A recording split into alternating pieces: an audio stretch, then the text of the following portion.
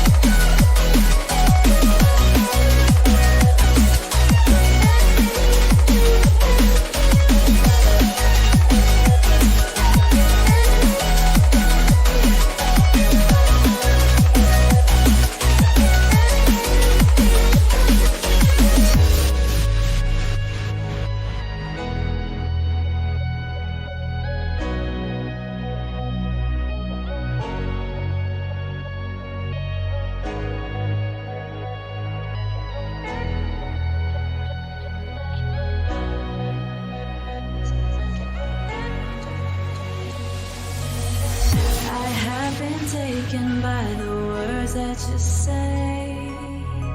The voice that carries them has kept me astray. Too soon to act on it, can we ever be? That all depends on what you're feeling from me. Show you all the way. Let me show you all the way. Let me show you all the ways. Yeah, let me show you all the ways. Oh.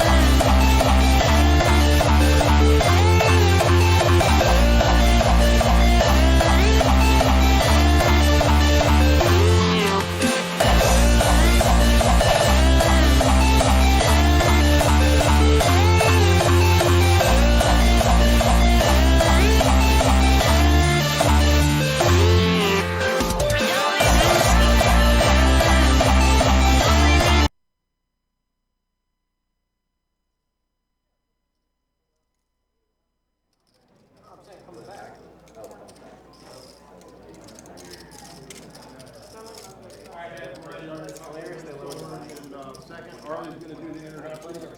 And we're ready to rock and roll. All right, everybody have a good time. Play good. And they thought it didn't work. They really thought that the turnout was that kind of shit. They got 30 last time, so they were like, not sure what this. Good evening, everyone. Welcome to our $20,000 buy-in high roller tournament. This is World Poker Tour Fall Series schedule. We are at our final table right now on our live stream. Thank you so much for joining us tonight. Let's introduce you to all of our players. We'll go around the horn from seats 1 to 9. Hailing from Dallas, Texas, he has a chip count of 453,000. Please welcome Aaron Van Blarkum. In our 2 seat, his chip count is at 81,000. A round of applause for Joe McKeon. From our 3 seat, just coming into the event at 100,000 in chips, that was our starting stack. So he is entering during this break. He is from Washington, D.C. This is James Polype.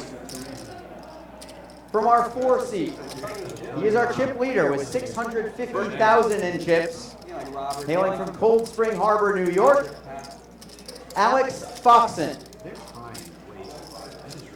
In the 5 seat, one of 2 local residents here in Jacksonville in our high roller tournament. He has a chip count of 167,000. A warm round of applause for Ron Foster.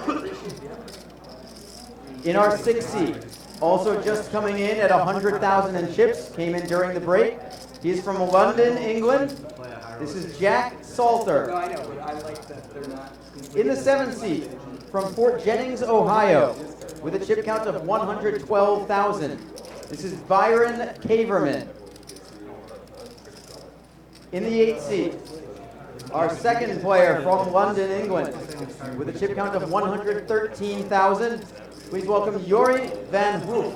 They think it's the lost leader in the same way that. And rounding out the field, from here in Jacksonville, with a chip count of 107,000, a round of applause for Shaun Winter.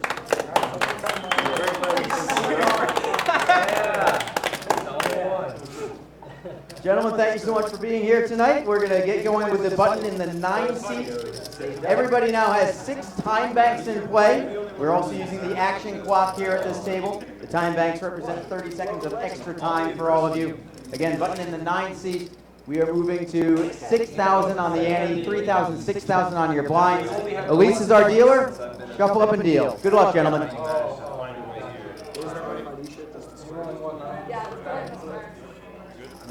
am I good? Check. All right, we're back. We're here. All right, everybody, welcome to Best Bet Live. I am here with Eddie Marskoski. Wow, perfect. I'm getting there, Eddie. Perfect. I'm learning, buddy. You're there. And we got a very exciting final table for you today. This is the final table of our $20,000 buy-in high roller event. We have some great players on this table. Literally some of the best players in the world. Absolutely. Some of the best players in poker ever and right now. And arguably the greatest player to ever call this room his home. Shaun Winter. That's right. Who, and I think on like a GPI index currently right now, Alex Foxen, pictured right there in the 4 seat, is number 2 Global Poker Index world ranking. And Shaun Winter, I think, is number 6. Yeah, not to mention 2015 World Series of Poker champion Joseph McKeon. That's right. Byron Caverman. Jorrit Van Hoff, who was the 3rd place finisher in the World Series of Poker sometime in the last few years. That's right. I don't remember which year exactly. Yeah, just a table full of crushers here. We got actually in the 5 seat, Ron Foster is a local Jacksonville businessman. That's right. So decided to pony up to 20,000 cash and play with the pros. Jump in and fire away. Yeah. I like it. That will be our 5 seat, Ron. Okay, sure, I'll put it in. What'd you have? I came 10. I read 2. Good show. You see our chip stacks coming in. Alex Foxen leads the way, 644,000. Oh, we got it all in. Very first hand. I believe that is Jack. Is that his name? Jack Salter. Jack Salter. He came in with 100,000. So I think they're at 60,000. 3 and 6. 3 and 6,000. 3 and 6,000. Yep. 3 and 6,000. $6,000 big blind ante. And there's a little problem with the graphics here. I will tell you what they had.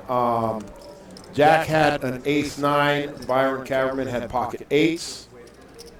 And we are on a delay here, by the way. We're on a 30-minute delay. How many entries were there? We had 19 total entries. 19 total entries in this event. There were some re-entries, so 19 total entries. I don't know exactly how many unique players at this time. All right, there's our chip counts. As we said, Alex Foxen is up there. Chip leader, Aaron in the 1 seat. Not far behind. And then a little something for everybody. Yeah, they're still super deep. We're at 6,000 big blind. And as you see, Alex Foxen has over 600,000. Big chip leader, over 100 bigs. Yeah, you know, registration was open up until just now. So we did have a couple people just come right in. Jack? Yeah, I think that 100,000 stack is a fresh, brand new. Yeah, Jack and James. And James in the 3 seat came in fresh also with 100K. So they wanted to come in with, what is that? Too much going on. I can't do the simple math. Like 18 bigs or so, yeah, they're coming in. Yeah. That's not bad. Yeah. Give it a shot. Why not?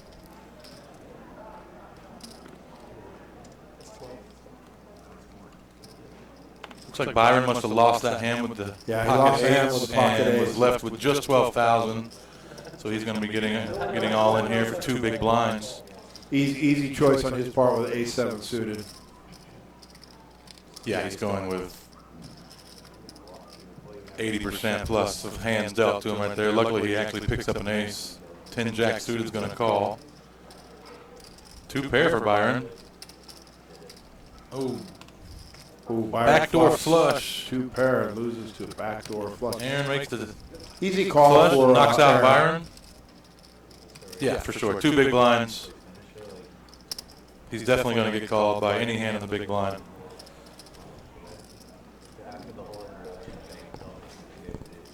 So just like that, we're down 1. 2 hands in.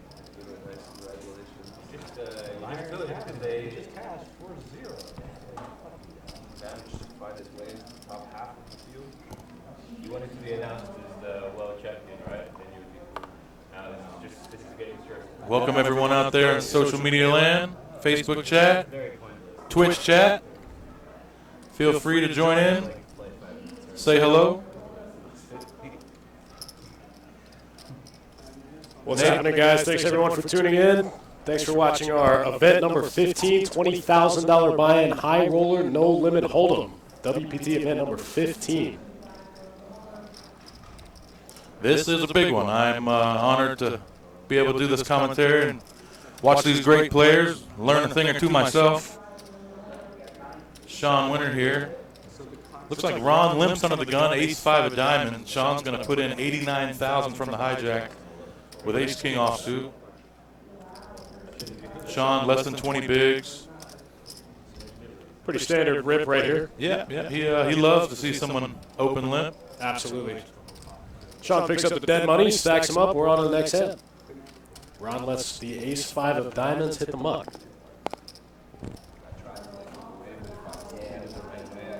Nader Nasser in the Facebook chat. Thanks for joining. Thanks for the compliments, sir. Terry McCree. Thank you, ma'am. Thanks for joining. For those of you who don't know, tomorrow starts our WPT main event, 5K buy-in, day 1A. Tomorrow at noon, we got 2 day ones, 3 day ones. 2 day ones and a day 2. Day 3 and then a final table on Tuesday. 5K. Get you in the action. Yep, it's getting exciting around here. The room is packed. There's a buzz in the air. We've been running satellites for the past month and a half to fill up those main event seats. We're going to smash that guarantee. What do you think, Eddie? Oh, no doubt. Absolutely. This is I think this is one of the more looked forward to stops for a lot of poker players. Especially people that play these 5Ks if they only play a few a year. Absolutely. I think they like to add this one on there. I think Best Bet does a great job of hosting the WPT. and putting a lot of locals into the main event, so it just, it just makes for a softer field and a fun atmosphere with the bounties. Absolutely. Really can't beat it. Here you see Jack opening the King 10 off his somewhat short stack, under the gun, King 10 offsuit. Alex Foxen folds King 9 suited in the small blind, and Ron in the big blind with pocket nines is going to make the call. Looks like Ron just called in the big blind there with the 2 nines. Yeah, he flats Jack's open from under the gun. Jack out flops him here with King High. Not the best flop for 2 nines. No, not the flop Ron was looking for here. Jack's done a continuation bet, 16,000.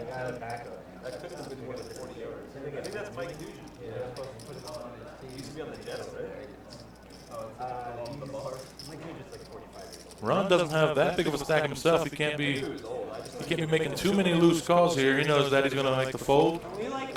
I think Ron came into the final table with about 160,000. He's paid the blinds and antes, made a couple of calls, made that call, down to about 124. Jack's going to take that one down. Top pair, backdoor straight draw. Eight-handed, King 10 off, getting open under the gun. Aggression being awarded, or rewarded. I like it.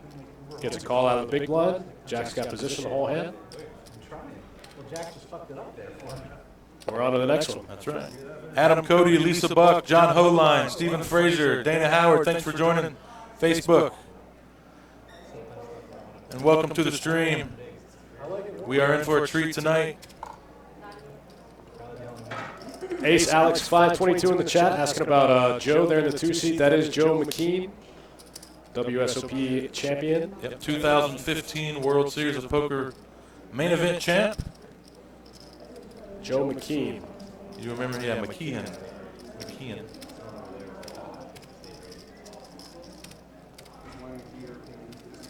This time Aaron opening the 2 nines. Folds around to Jack there in the big blind. Almost gets through. I don't think he's going to get through Jack there with No, he ain't getting through Ace King. big slick offsuit. We just seen Jack open King 10 off under the gun. This looks like a 3-betting spot right here from the big blind.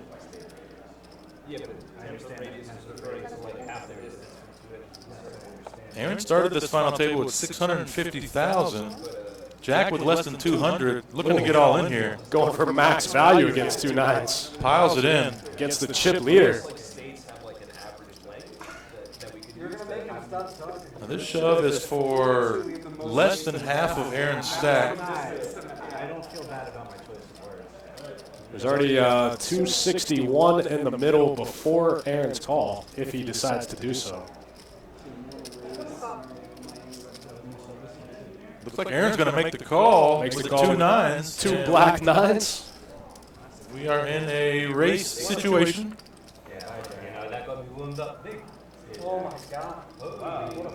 See some pain out there. 3 hearts. Wow. Wow. Bottom set for Jack goes down. Ace King with the King of Hearts is going to take it down flush. Jack getting Excuse there. me, Jack's getting there. Jack gets there. King of Hearts, second nut flush there on the turn. Big double up.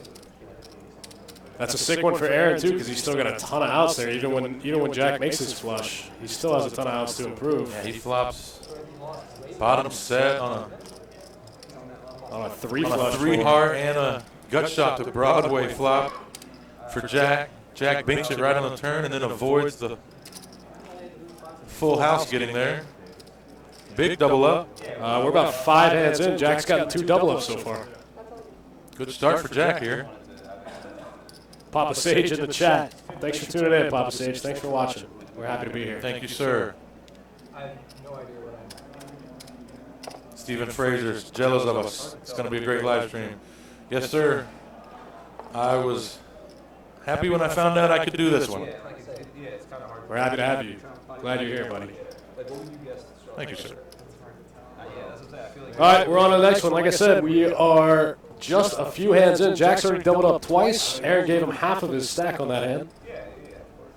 Action folds around to Joe here in the 2 seat. Picks up the ace 10 of spades. He's going to get it in. He's getting pretty short. 36. He's only got 6 big blinds. Shows very short. Love to see an ace-10 suited here. Yeah, pretty standard. He would go with a lot worse. Hoping to get looked up by worse. An ace in the big blind, perhaps. Looks like it's going to get through. For all you guys tuning in the chat, we're going to get the payouts up momentarily. They'll be available. I'll post them as soon as we have them, and you guys can see them. So we did just make the final table here, but being as there are only 19 entries in this thing, the buy-ins really just ended. The buy-in period just ended. That's why we've seen a couple of fresh 100,000 stacks. So when the buy-in ended and they were down to 9 players, that's when we started the live stream. That's right. We went on dinner break at about 9:15. We let them register through the dinner break, picked up a couple more entries. We came back to the 9-handed final table, and that's right when we ended registration. So registration just ended. And like I said, we'll get those payouts up for you guys momentarily. JDL in the chat asking how many entries. We had 19 entries into this event. Jack folds the Jack-6 off on the button. Good thing, he's got a couple hands in the blinds. And Jorrit jams the Jack-10 offsuit for, looks like right around 10 bigs. Shaun, who has 20 bigs and ace-5 offsuit in the big blind. Oh, excuse me. Jorrit's all in for 121. Shaun calls off basically his whole stack, ace high, and he's going to be good. No, you did it backwards, bro. You're supposed to be on the left.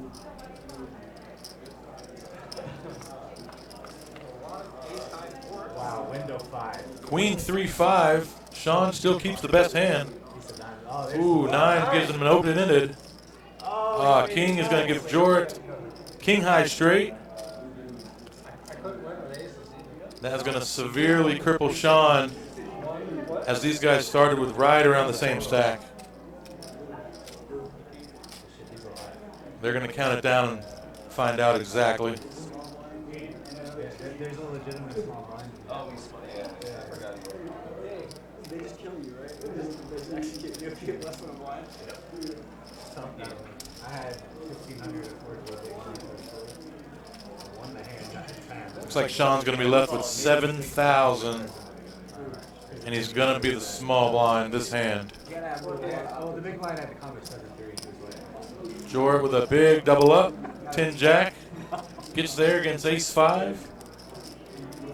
People are telling me you're just supposed to fake look here. You know you're going. It'll be much more satisfying. That's a good one. James Call, thanks for joining the chat. And James Call, congratulations on another final table last night. And a chop to 1010 XL 350 main event. Yeah, that's what I'm saying. James' third final table of the series. Very well done, sir. For those of you guys in the chat wondering, I just received the payouts. Looks like first place in this event is going to pay $182,400. Second place, $109,440. Third place, $72,960. I'm going to drop those there in the chat here for just a second for you guys. First place, $182K. 182K up top. Pretty good payday. All you got to do is risk 20 and play some of the world's greatest poker players. No big. No big. No big deal. 182 up top. 16x buy-in. Shaun's all in here from the small blind. Hometown hero. That's right. You got to root for the hometown hero. Yeah, a lot of people are going to be upset with that last hand. Shaun gets it in with ace high, the best hand, and couldn't fade the 10 Jack of Jorrit.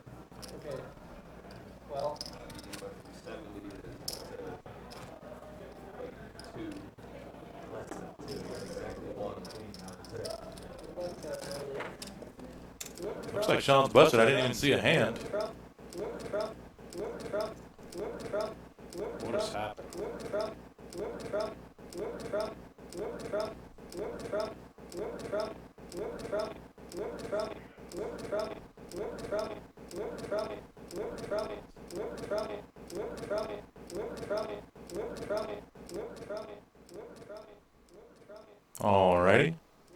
Looks like we got some weird audio issue going on. We looks like we still got the video feed. You guys hang tight and just watch it. I'm going to figure out this audio thing for you real quick.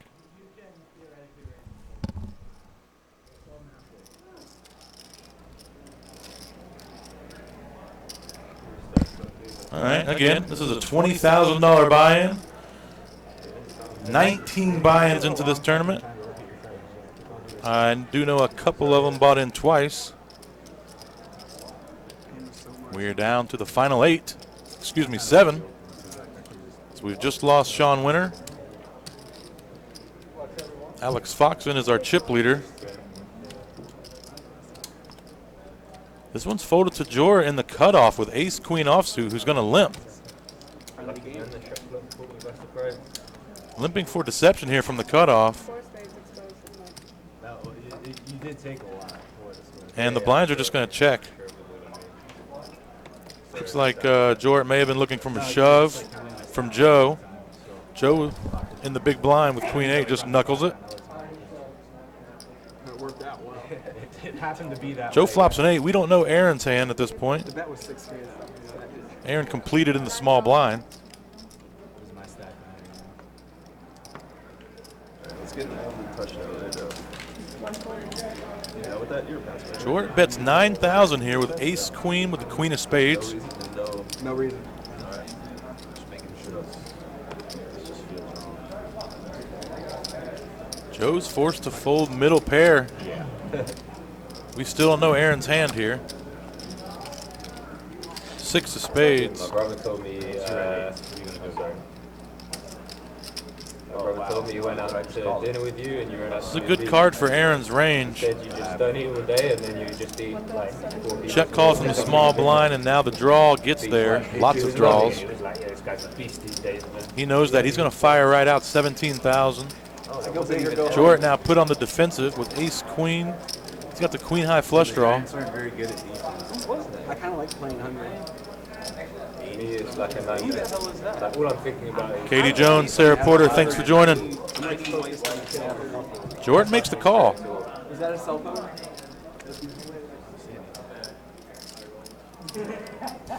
King clubs on the river, and Aaron's going to slow down here. Checks it over. See what Jorrit does here with his ace queen.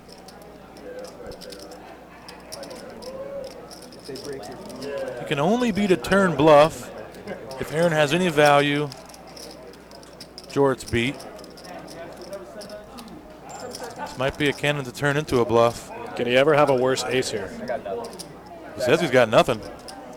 Looks like ace queen's going to be the best hand. Yep, doesn't show. Aaron's hand hits the muck. Jorrit's going to take this one down. Nice pot for Jorrit. Joe not pleased he folded the best hand on the flop with his short stack. Aaron not running too good at this final table. Lost both of the big hands he's played so far. Let's take a quick look at the chip stacks. If he folds, I might win 6. Couple hands in, and Alex, chip leader, 593, almost 600K. Aaron right in the middle of the road, 208,000.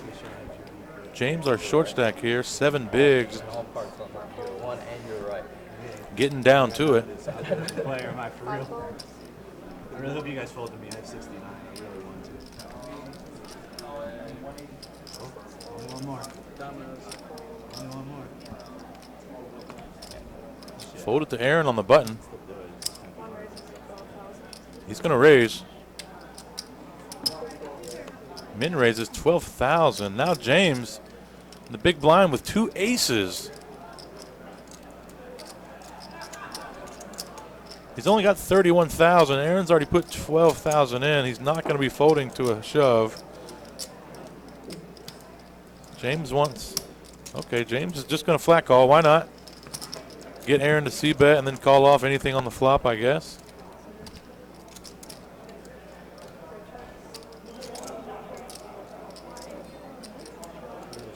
Four, 5, 7. James checks his aces over to Aaron. Aaron eyeballing his stack. C-bet's 18,000. James only has 25. It's getting in. There it goes. Yeah, Aaron's going to be forced to call with any two here. You need to tell us if you folded your big blind or what, or if you got a wall. Winning the big blind isn't possible. Oh, never mind. His stack was much bigger. That's why he flat called pre-flop. He has 67,000 here. That makes a little more sense. Yeah, absolutely. Aaron with another mystery hand here. Can't see his cards this time.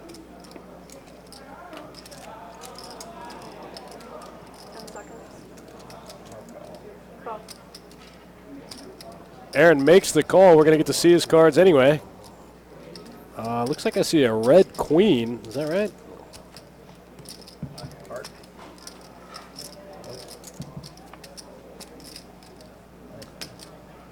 Looks like Aaron made the call with the gutter ball, 2 overs there. Unfortunately, he ran right into the pocket aces of James there in the big blind. Aaron's going to pay off another one. Well played from James. Gets the maximum. Had he shoved pre-flop, he wouldn't have been called. Aaron flopped a gut shot in 2 overs and was forced to call the check raise all in. Aaron 0 for 3 in big pots so far since making this final table. That's right. He'd like to go back and restart. Flip the reset button one time.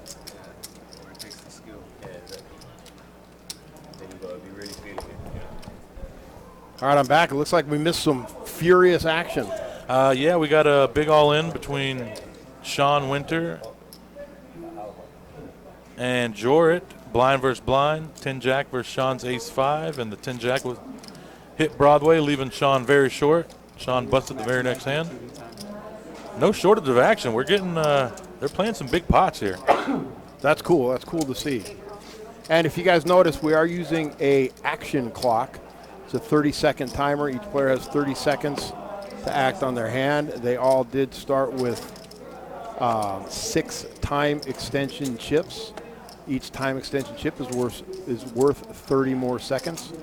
So to keep the pace of play moving, and so people can't tank for too long, or if you could tank, you got to use it wisely. Yeah, I think 6 time extension chips is plenty for a final table. I think so also. And these guys are all good players. They can make decisions quicker than they probably a lot of them like to take a lot of time, but in reality, they probably have their decision made already. I agree. Inside of 30 seconds. So I've been guilty of the same.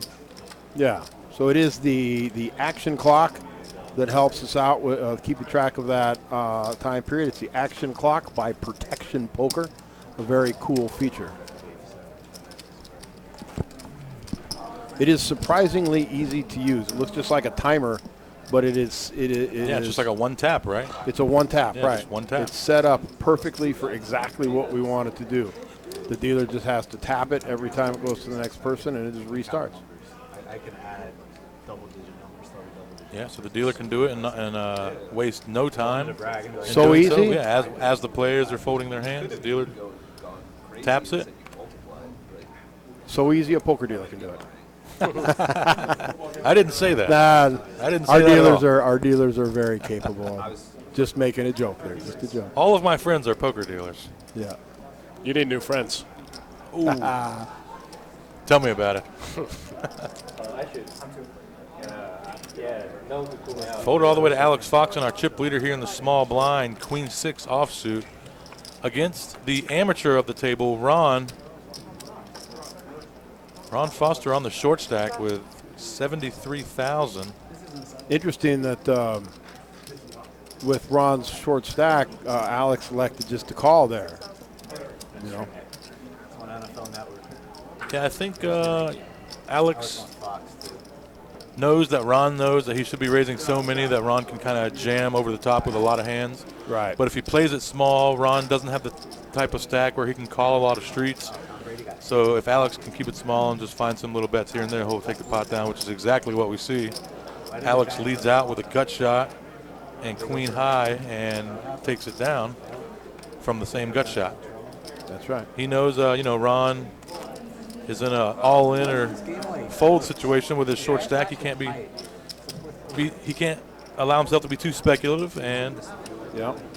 So And, you know, Alex knows that he has a hand that he's going to like to continue with the gut shot. And yeah, one Alex overcard, has some so- equity. So even if he gets called, he still has a top pair that he could hit with queen that he could feel good about getting all in, or obviously the gut shot. And he'd rather bet out with the fold equity to Ron. So, you know, give Ron an opportunity to fold rather than have to check and maybe call. Give Ron an opportunity. He doesn't want to check and have Ron check back, and then Ron turns a pair, and now Ron's stuck in the hand where he would have just folded on the flop. So, well played. We're going to see a lot of hands well played by Alex Foxen. I imagine so. Yeah, I think people probably make horrific. James opens the cutoff. Mystery hand here. Jack in the big blind with a Jack 5. Better options. Like if you look at Tennessee's division, all those teams are like evenly shitty. So if you can actually get a couple. Looks like Jack's done well. Came to the final table with 100,000. It looks like he's up over 400. Yeah, Jack won the first couple hands. Won a big all-in flip with ace king versus pocket nines. And now he's in contention to win this thing just like that. It wasn't that long ago he bought in. Raised to 44,000. Making a move Now here in the big blind. This is what I like to see here. James opens the cutoff, so he should be opening rather wide. Jack knows that. Turns one of his worst hands into a bluffing hand. Jack 5 offsuit. Not good enough to defend with. So you want to add some of those hands in your 3-betting range. So you're not only 3-betting with good hands. 3 bets with Jack 5 to 44,000, 31,000 more to James to call. Mind at the beginning, like you don't know what's risky. It's like you have all these teams that might be considered really good, and you're picking. Like everyone picked Philadelphia. They're playing Washington. Now James has less than 30 bigs here. He doesn't have a huge stack, so he can't be. He can't be playing too many pots. He's going to need a big hand to go on, and it looks like he does have a big hand, or at least a read on Jack. Yeah, he went all in and Jack folded. He jams over the top for 182,000. Jack's going to quickly fold the Jack 5. This is like my first gamble week. Every other week I'm making. Would have been nice to see what James did that with there, but nonetheless takes down a nice pot. Until you kind of have a feel for the teams, and then you want to take risks in like 2 through 6, and then be more conservative. A lot of the times you just want to pick the team playing the Dolphins or Jets, but I already picked the team playing the Jets. Todd Davis, thanks for joining the chat, buddy. Welcome to the stream. The Dolphins are playing the Skins, and who the fuck knows? Like, I can't pick the Skins. Yeah, I would never know. Steve Fraser says 3-betting the old Jack 5 off. I like it. I like it. We're gonna see some interesting plays from these guys. These guys are high level. Very high level. A lot of metagame going on. They all know that they know that they know that they know. So Yep. we're gonna see who can take advantage of it the best. JDL 1984 in the chat. We had 60 entrants in the 6 max today. Just finished up the 6 max. First place in that was almost 37, right? 36.9 and some change. That's about right. Yeah. 36K and some change, almost 37.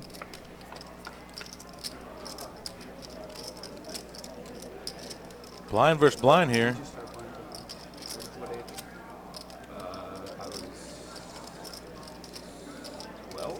What age are you? 7th grade. King Jack 8 all clubs. Jack with a stranglehold on the hand with his Jack. Some people started earlier. Yeah, Jack with a Jack. I wonder if your name's Jack, you just play every hand with a Jack. Is that how it goes? Favorite hand Jacks? Gotta be. Senior high, like combined. Prince Henry in the chat. Yeah, this is a tournament, $20,000 high roller no limit hold'em tournament. 20K buy-in. Down to the final 7 here. First is going to be 182,000. Second 109,000, and third just below 73,000. So we got 8 left or 7 left, and we're paying 3. Nice little payday. Chrissy B in the chat. I just dropped those payouts there for you. There you go. Sarah Porter, 19 entries into this event.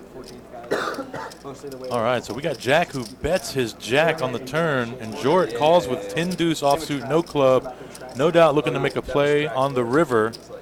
Flat calls the turn bet. We know we're gonna see a bluff out of him here. So like you will not have a social. He did river a pair of deuces, but that's inconsequential. His hand looks like he should have some kind of club after calling a turn bet. What's his bet sizing going to be here? 66,000 in the pot. Oh, Jack gave it up. Never mind. Gave it up. I was going to say 45,000. Wow, maybe the fact that he actually rivered a pair stopped him from continuing on with the bluff. That's what I think too. Either that or, we said this the other day, every once in a while, just because you have nothing on the river, sometimes it's just not going to work, right? You can't just go for it every single time.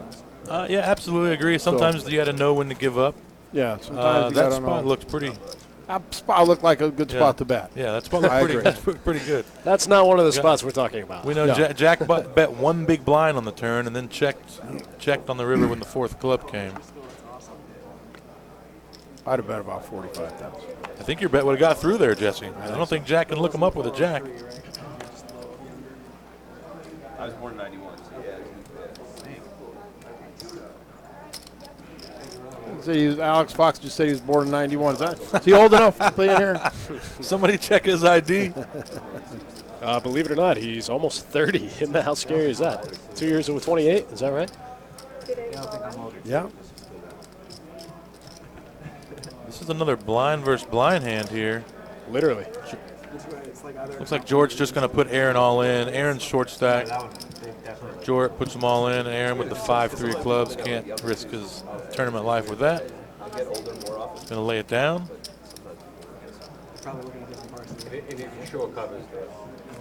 So a couple things different on these tables. When we are using the action clock, we do all bets are counted, right? All bets are counted anyway, but even the all-ins get counted really quick because we're using an action clock and players only have 30 seconds to act on their hand. The dealer's instructed to even count the all-ins. I mean, unless it's pretty obvious that, somebody is has somebody covered by a lot, it really doesn't really matter at that point. But actually, it's beneficial to us watching it. It does help us. So it kind of gives us an idea of what the stacks are. Even if someone folds, we know what the all-in, what the stack size was. All right, here we got Alex Foxen raising it up under the gun +1 here to 16,000. A little more than 2x. 2.2. Looks like Ron in the hijack makes the call. Doesn't have many chips left. Is that right? He's only got 26K behind? If the graphics are right, he called a little less than half his stack pre-flop, and now is left with 26,000. Flops king high. Alex flops what he would assume to be the best hand here. I would think that my hand's super good here. He's going to want to get the rest of Ron's chips. He's trying to figure out how. Well, there's already 100K in the middle.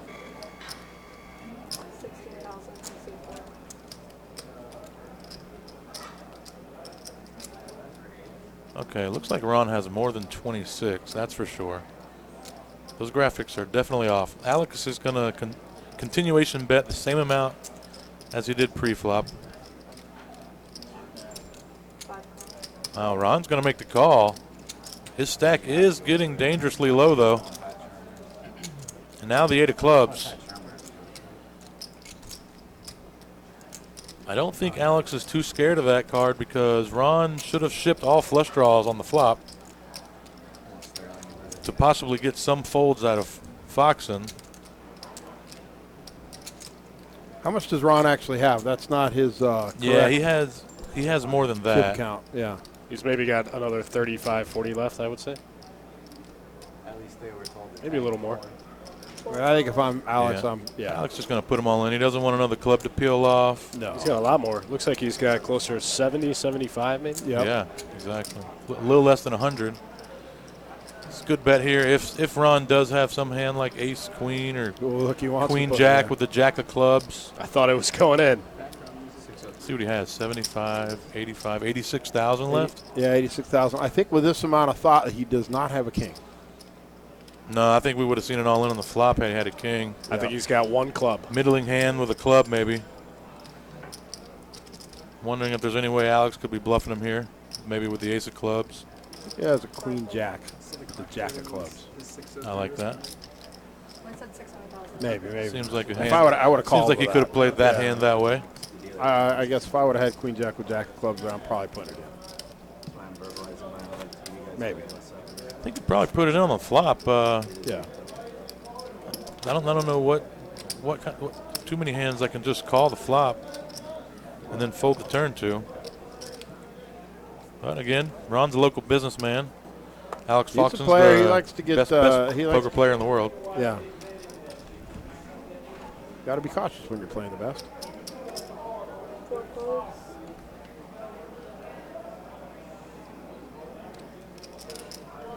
Or at least I should say #1 poker player in the world. According to the, what was that? The Global Poker Global Index? Poker Index A's number 2. #2, excuse me. Current number 2. Right behind Stephen Chadwick. Oh, Chidwick, yeah. Chidwick. Another beast of a player. Oh, yeah. Once again, if you're just tuning in, we are Best Bet Live. This is at Best Bet Jacksonville, right here in Jacksonville, Florida. 201 Monument Road. You can come down and check these guys playing live right now. We are on a 30-minute delay. We got a nice little bar, a little rail set up. Watch a football game, watch a poker game, or watch right there wherever you are. Yeah, we got NFL regular season, baseball playoffs going on, 20K high roller, mega satellite going on in the back. Going to put another 15 players into the 5K main event tonight. Yep.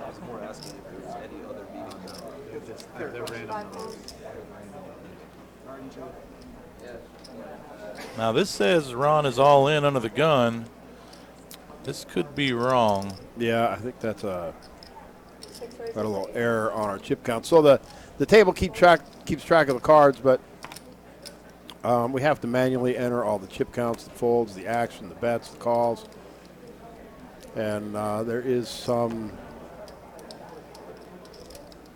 room for error there, and there's a lot of computers involved. Stephen Fraser says 34 left in tonight's Mega Satty. How many seats are they giving away, Steve? I think it's 14. 14, there you go. So we see Jack opening the ace-10 offsuit, under the gun +1 to 18,000. James picking up ace-king is going to jam in 293,000. Big shove here. You like that big shove, or maybe Actually, a little lighter? It might be less. I think I just heard Elise say 221. 221. That's a tough spot to go any lighter than that. You don't really. yeah, I mean, with an ace king, you don't really want them to. No, I'm okay with it. I'm actually. I like it. I'm one of these guys that will do these bigger jams sometimes, but you need to be able to do it with not just your big hands, but also, like, let's say right there in that spot, like pocket threes, pocket fours, pocket fives sometimes. So you're balanced out. So you can do it when you have your ace king and your queens and Sure. jacks. Sometimes you get looked up light when you have your big hands, so you got to be able to have a good amount of hands in your range. Ace-10 certainly not strong enough to make that big call. Makes a good fold. Stephen Fraser has 15 tickets and 400 cash. Good luck, buddy. Hang in there.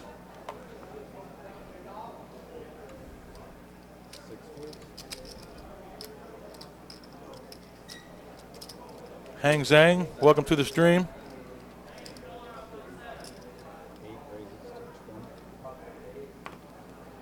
All right, Jort's going to open to 20,000 here. I think our blinds have went up to 4,000, 8,000.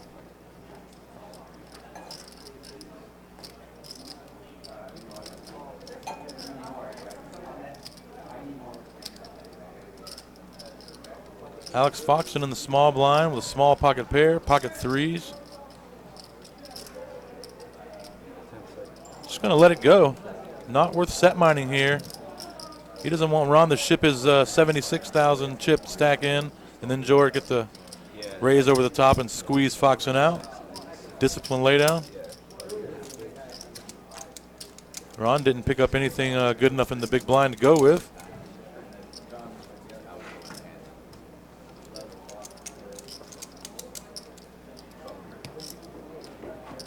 Brian D. Young in the Facebook chat says, isn't poker progression amazing?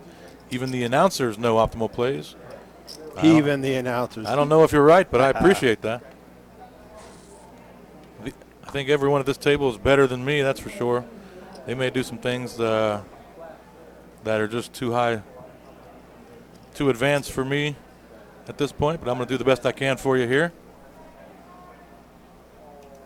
This might be an interesting hand. The ace-queen opened, and then Aaron with the short stack, 5-6 of spades. Yeah, I tell you what, on a short stack like that, that hand really decreases in value. Yeah. You want to get in there when you have a stack, and you want to get in there for cheap when you can, you know, make a big hand against someone and get paid. Yeah, on a short stack, all it is 6 high, you know, so you're looking for much better than 6 high. Yeah, he snap dumped it, hit the muck pretty quick. Now Ron in the small blind's got the ace deuce of clubs. This could be trouble for Ron as he flops a gut shot and backdoor clubs. Jorrit with top pair won't be going anywhere.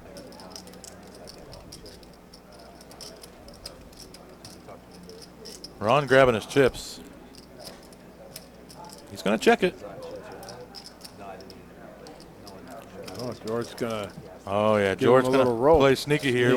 Sneaky. He wants Ron to grab them chips and put them in. Yeah, that's actually a good card for Ron right there. Yeah, had Ron turned the 10 of clubs, this may have cost him his stack. 10 of hearts may keep him out of trouble at this point. See if Jorrit tries to get any money out of him here. Maybe the old one big blind bet.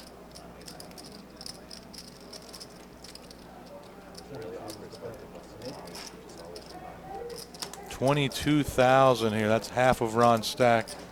Ron's not going to be able to continue. Jorrit takes it down. And lucky for Ron not to get a little bit froggy there on the flop. Oh, Ron, Right. we know had he shoved that flop, he was getting snapped off by the queen. And lucky really not to turn a club to get him in more trouble. Or an ace for that matter.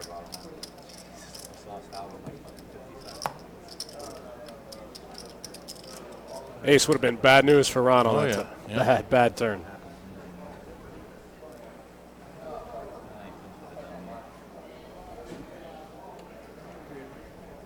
We're still 4 away from the money here. Third place payout, 72K, almost 73,000, 72,960. Damn it. I mean, that's still probably a nice, like, Fold it over to James. He's grabbing chips. PPR. We don't know what he has. His cards aren't on the reader. Little mystery hands. We're gonna have to get James to put his cards in the square. I gave him the speech, but you know, I tell you what, in the moment, sometimes you don't think about. A couple times the other night when I was out there, I had him on the wrong side, and it just it's not you just lose a track for a minute, common right? thing. You know, it's not like everybody plays at a live stream or televised final table all the time. God, we've got some action here. Yeah, I know. So James opens hijack, 17,000. Jorrit in the big blind is going to defend with the 10-9 off. He's pretty good in the red zone.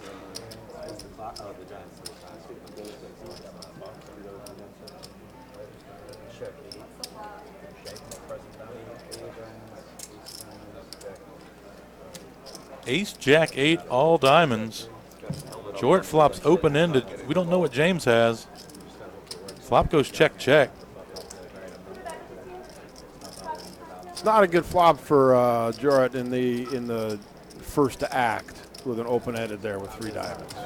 I very dangerous. Dangerous because it looks like you have an open-ended, but when you think about it, if the diamond comes, it's likely to give the other player a flush. So a good portion of your outs are spoken for. You really have 6 outs, or you could be drawing dead. Yeah. Why even risk Tom? He's going to lead out here on the turn. Once this gets checked back, he doesn't think that James would check back many strong hands. Yeah, well, it's a good read. Yeah, he's going to take it down. No doubt getting James to fold a better hand, I would assume. Maybe a pair of small pairs, 6s, 7s. Regardless, they're taking 40 seconds off the spot here.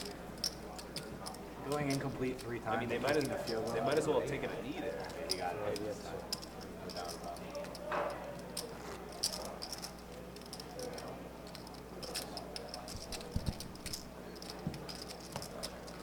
Deanna Nelson in the Facebook chat says, I missed this place. Come on back. Come on back. We're here. We're still here. So Jorrit Van Hoff, in 2014, he took 3rd place in the World Series of Poker. And what I remember about watching that final table is that was actually during our WPT event when they were doing the November 9 at that time. Oh, yeah. And working down from 6 to 3, he did something that was pretty intimidating and interesting. You know how a lot of times players, you bet, and then they stare you down trying to figure out what to do. Well, he did the opposite. He would bet and just turn and stare at the guy. And kind of had this ominous stare, right? So he would bet, and rather than let people stare at him, he would bet, just scare him into fold. Turn right into it. Say, how do you like it now? I think I remember that. Remember that? Yeah, I do. He had that long hair. A big, tall guy. He's a big guy. Yeah. Got him all the way to 3rd place. Out of 3rd place. Something to it. Took that 3rd place money and bought himself a haircut. Yep. Did good. Hey, Dustin's got jokes today. Coming in. I've been waiting all day. It was a great final table to watch because it was incredibly good poker between Jorrit, the eventual winner, Jakobsen, Martin. That was Jakobsen. that was Martin Jakobsen's year. Okay. And I can't remember the guy's name that took 2nd, but he was also a very good player. That's what the internet's for. I'll look it up for you. That's what the internet's for. Blind versus blind. Jort's going to take it down. 10 deuce. Chris Reed, welcome to the chat. Welcome to the stream. Thanks for joining. Diane Casino, thanks for joining. Diane Casino actually she played in this. Yeah, she played in this tournament and busted right before they got down to 1 table. I was talking to her a little while ago.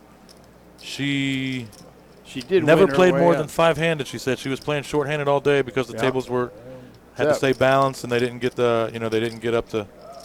I mean, 8-handed would have been full. Right. Yeah, there were. I think there were like 14 or 13 players for the most of the day. Felix Stevenson, 2nd place in the 2014 WSOP main event. I don't remember Felix. I remember Jorrit. I remember Martin. Mark Newhouse. Mark Newhouse made 9th place that year. That was one of his 9ths. Yeah, that was one of his 9ths. All right, here we got Aaron. Aaron's got ace king. Ron's going to jam ace 3 all in from the hijack, 56,000. Blinds are 4,000, 8,000. This is a reasonable jam. Picks up an ace. Yeah. Aaron in the small blind, unfortunately, is going to wake up with ace king of clubs. Ron going to look for a chop here.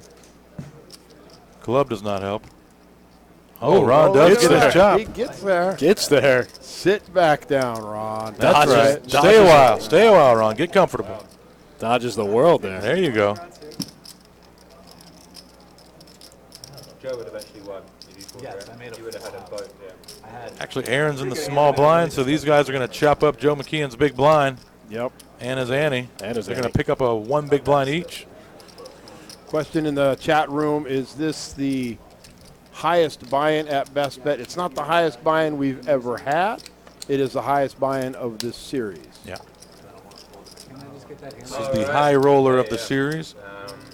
WPT champion Paul Petralia in the Facebook chat. Welcome, sir.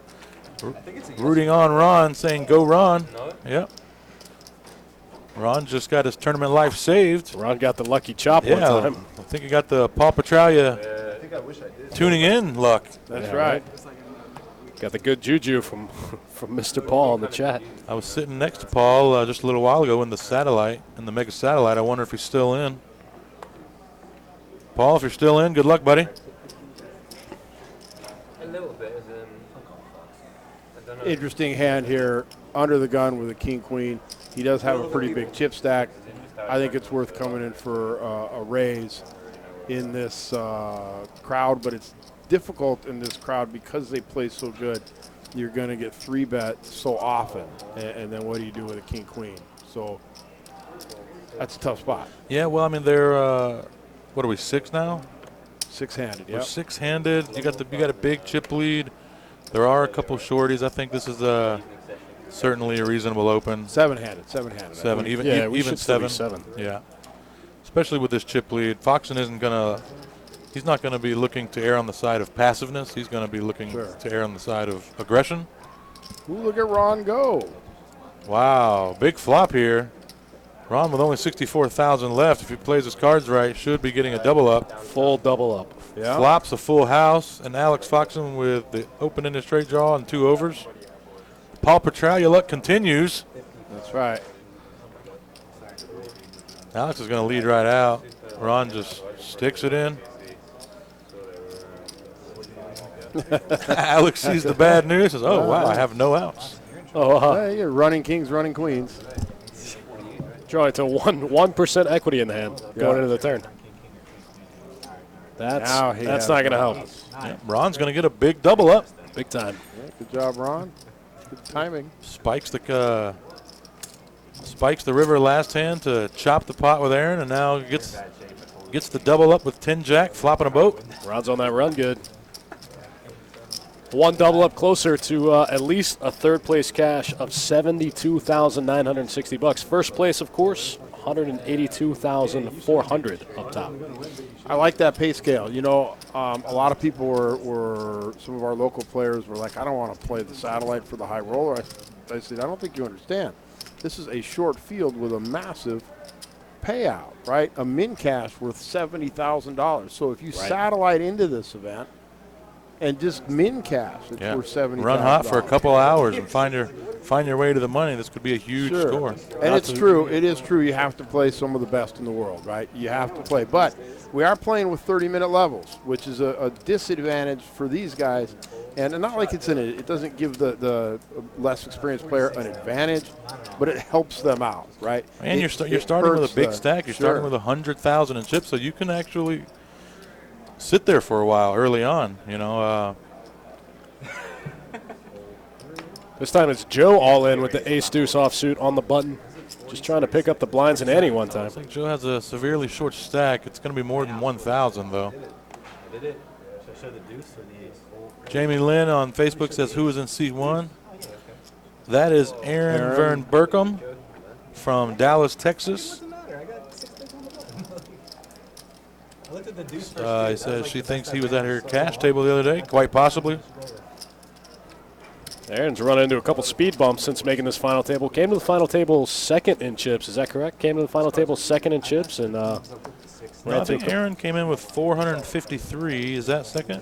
Yeah, that was second. Yeah, he came in with 453.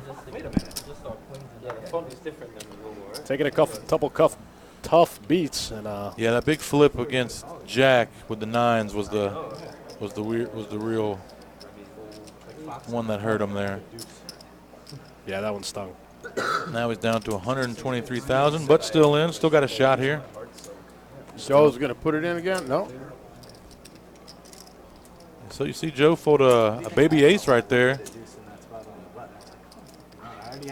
in the cutoff. Yeah, he had just went all in with that ace, but this time he just stuffed it in the muck. And James on the button with Jack 7 of clubs. Looks like he's going to open limp. Nope, he's going to raise to 17,000. That sounds more accurate. He's going to raise to 17,000. The Foxen, ace-5 offsuit in the small blind. This could be a 3-betting candidate, being as how he blocks James from having bigger aces. I think it's a fold candidate. Again, a 3-bet or a muck. I definitely pushed the first card before. Personally, I don't like the ace 5. I don't like the. I tell you what, play there unless you're 3-bet and taking it over. You wouldn't be playing that bad if your small blind strategy was only 3-bet or fold. So I'm in agreement. You're right. I understand that for sure. You don't want to do too much flatting in the small blind, playing monkey in the middle, and allowing the big blind to come along. Alex knows that. Ron really wants to see a flop here. He could see a flop. 9,000 out of 180. He did. Ron's All right, suited king. Listen, we've seen him Yeah. We've seen him call 20% of his stack pre-flop with 10-jack offsuit in early position. He's But not going to fold the king 5 suited in the big blind. No, but that's a good call there out of the big blind. It's a good defend. Yeah, that's a standard. That's a pretty good hand you dealt there, king 5 suited. The problem is when you miss, you're going to be check folding A lot. a lot, even when you have the best hand. Yeah. James takes advantage of that. Jack 7 of clubs. Wraps the middle card and going to go ahead and c-bet. Danielle Take in it the down. chat, how many entries for this one? We had 19 total entries in this event. 19 runners paying 3 spots. First is getting 182,000. Not bad for a day's work. Not bad at all. One thing we haven't mentioned is these guys probably know each other pretty well. They all probably have some history with each other. I can't imagine the 20K high roller field being that big. I'm sure most of these guys have played together before. They might have a read, an idea of how the other guys play. Yeah, definitely. Completely agree. Maybe aside from Ron and possibly Aaron, I'm not sure if he's a regular grinder or I don't know much or about Aaron. what his story is, but these other guys, you can tell by their poker results they have millions in earnings, so I imagine they know each other pretty well, have played each other before. All right, we got Aaron. Aaron moved all in here, and James moved all in over the top. And it looks like everybody else folded. The graphics will catch up. Oh, they need to know the exact amount. Looks like Aaron's going to ship 111,000.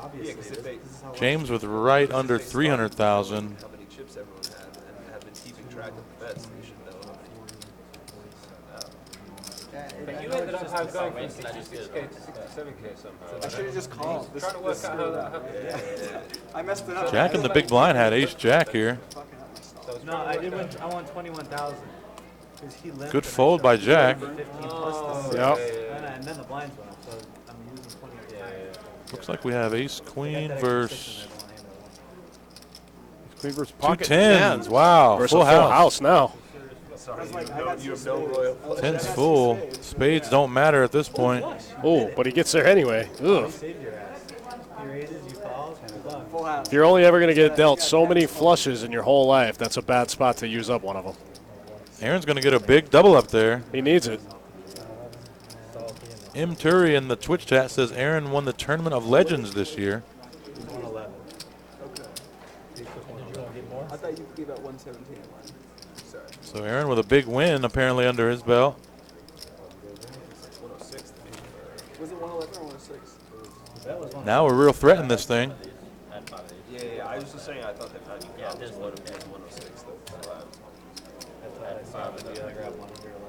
Okay. I had a hard time seeing it. JD says who won the Six Max today? I'm not sure. Card of the deck and we have to be sitting down. To get the card, we have to sit down last time. Yeah. Every run. Yeah, this is the TV deck. They got rid of the. It's the Chinese. It's the coolers. We've been playing all day and there ain't been. Yeah, I can't remember what it's like. Something already recently. Oh yeah, LA I go watched that. I'm not even kidding. I was at the gym today and I was watching that poker scene. Really? Right, was I? It was crazy. That's pretty cool.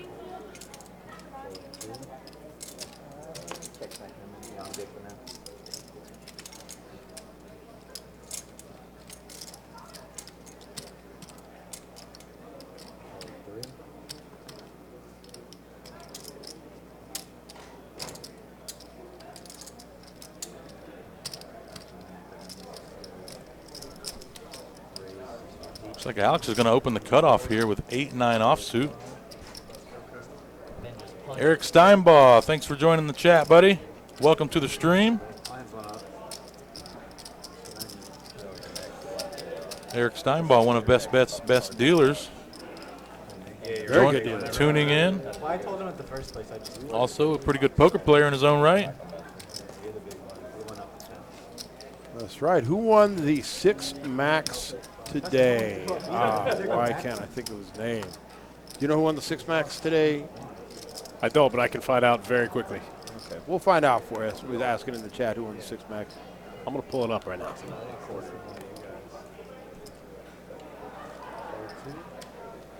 All right, guys, just a reminder, we are using the action clock in this final table. Each player has 30 seconds to act on their hand. They do have time chips. Those time extension chips are worth 30 seconds also. They all started with 6 of them, and that's all they get, so they need to use them wisely. Well, James moved all in with the king 10 of clubs here. He got at least one better hand to fold so far, and Alex had an ace. Now up to Jorrit in the small blind with ace-8 of diamonds. Interesting spot for him. I mean, it's a pretty good hand. I think. Yeah, I mean, this is James shoving 136,000 at 8K big blind. He's going to get the ace-8 to fold. Yep. Aaron can't call with the 8-3 in the big blind. Gets it through. That's the. Yeah, probably just a little too much for Jorrit with ace-8. Eric Steinbaugh in the chat says, "Tell Jesse to let me in the booth." He's out there dealing. We'll get you in the booth one of these days, Eric. Yeah. Yeah, I was mainly talking about Jim. But, you know. Absolutely. I should mind. I wouldn't mind showing. At least, like, I don't know. And we are here, 201 Monument Road, Best Bet, Jacksonville. Come on down, check it out live. Got some of the best players in the world right here. Can't win the no skill if you go in first. No, the one where like you just come in here and I just look at like kings and you have like queen jack off and I just win. Yeah. All right, Jack with king queen in the cutoff. He won't be folding. No, he won't be folding. He'll be putting in a raise here for sure. 25, 30,000. Jose Reyes was the 6 max, $2,100 6 max champion today. Event number 14 took down almost $37,000. Nice, very nice payday. Plus the bounties. Don't forget about the bounties. Yeah, and I think he had about 6. Whoa. Yeah, That's another 3K. that's right. Very nice. And Jack's going to raise and take it with his king queen.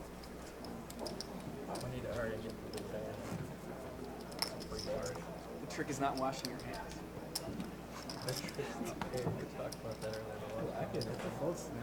What just happened? That was the thing earlier. That was the fastest hand I've ever seen. Yeah, one guy raised and the rest was folded. Wait. Who do you think?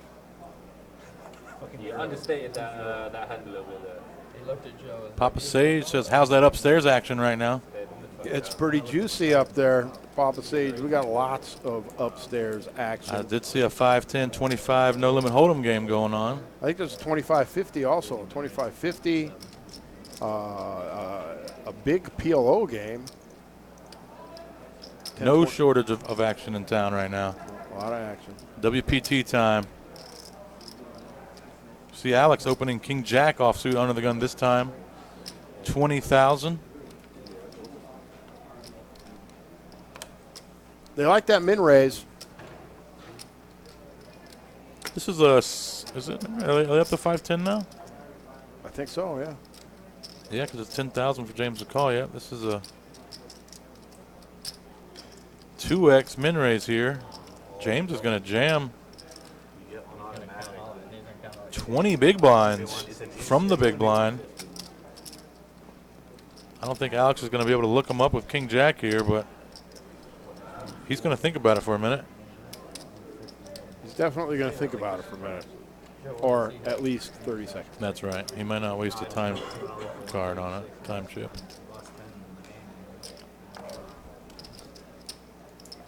He's going to lay it down. James gets his second all-in shove through without getting called. And we still don't know what his cards are. He's just like 4 high. They're telling him, put him in the box, James. Come on, James. You don't know. That's not registering. Maybe late registers. Chris Ward, welcome to the chat. Thanks for joining. Tomorrow is our main event. That's right. $5,000 buy-in. The big one. Day 1A. Day 1A, $1 million guaranteed prize pool. Got around 30 bounties that are going to be in the field. They won't all be in tomorrow, but I will say this. There will be more bounties in the field tomorrow Than Saturday. Yeah. Because most of the players that we have as our bounties, they like to have an opportunity. It is a re-entry event, so they like the opportunity to come back in on day 2. Yeah, they want to be able to fire more than one bullet. We don't want to hold them to coming in only on day 2, so we let them play whatever day they want. Most of them choose to play day 1A.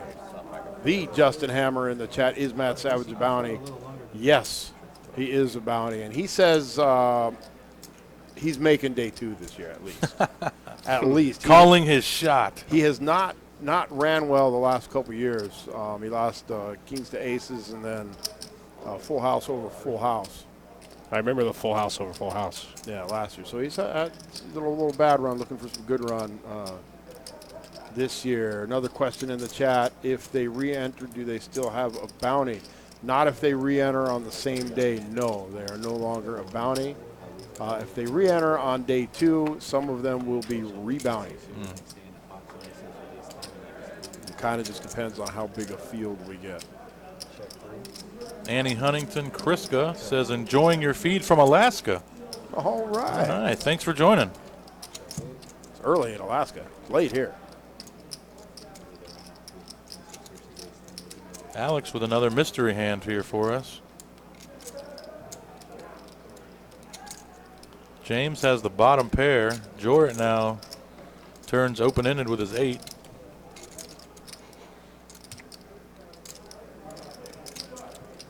And he's last to act. There's a lot of stuff out there, but you think it's worth attempting a shot here with that hand?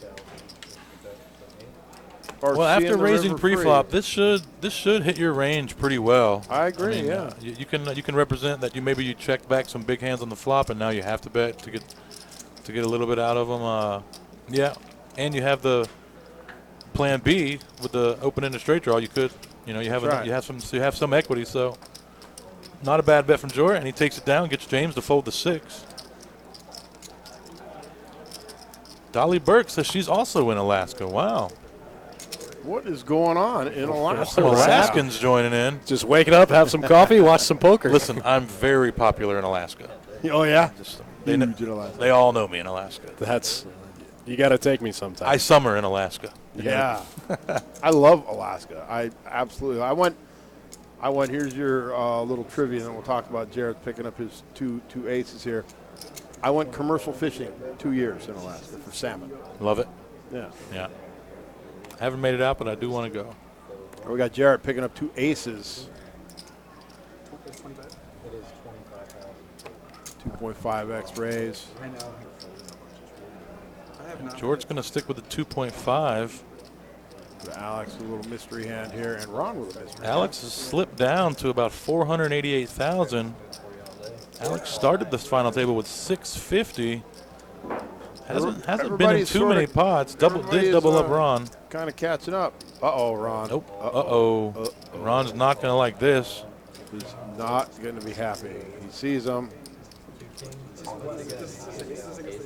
Ace-king for Ron. Kings? Wow. Oh.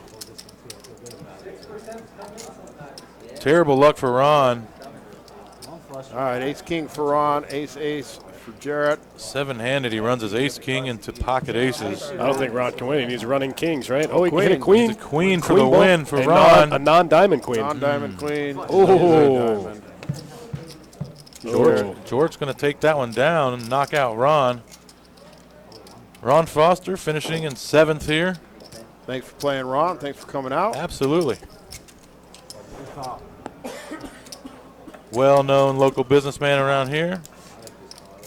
That was excellent. Let's take a look at the chip stacks after that hand. See where everyone's sitting.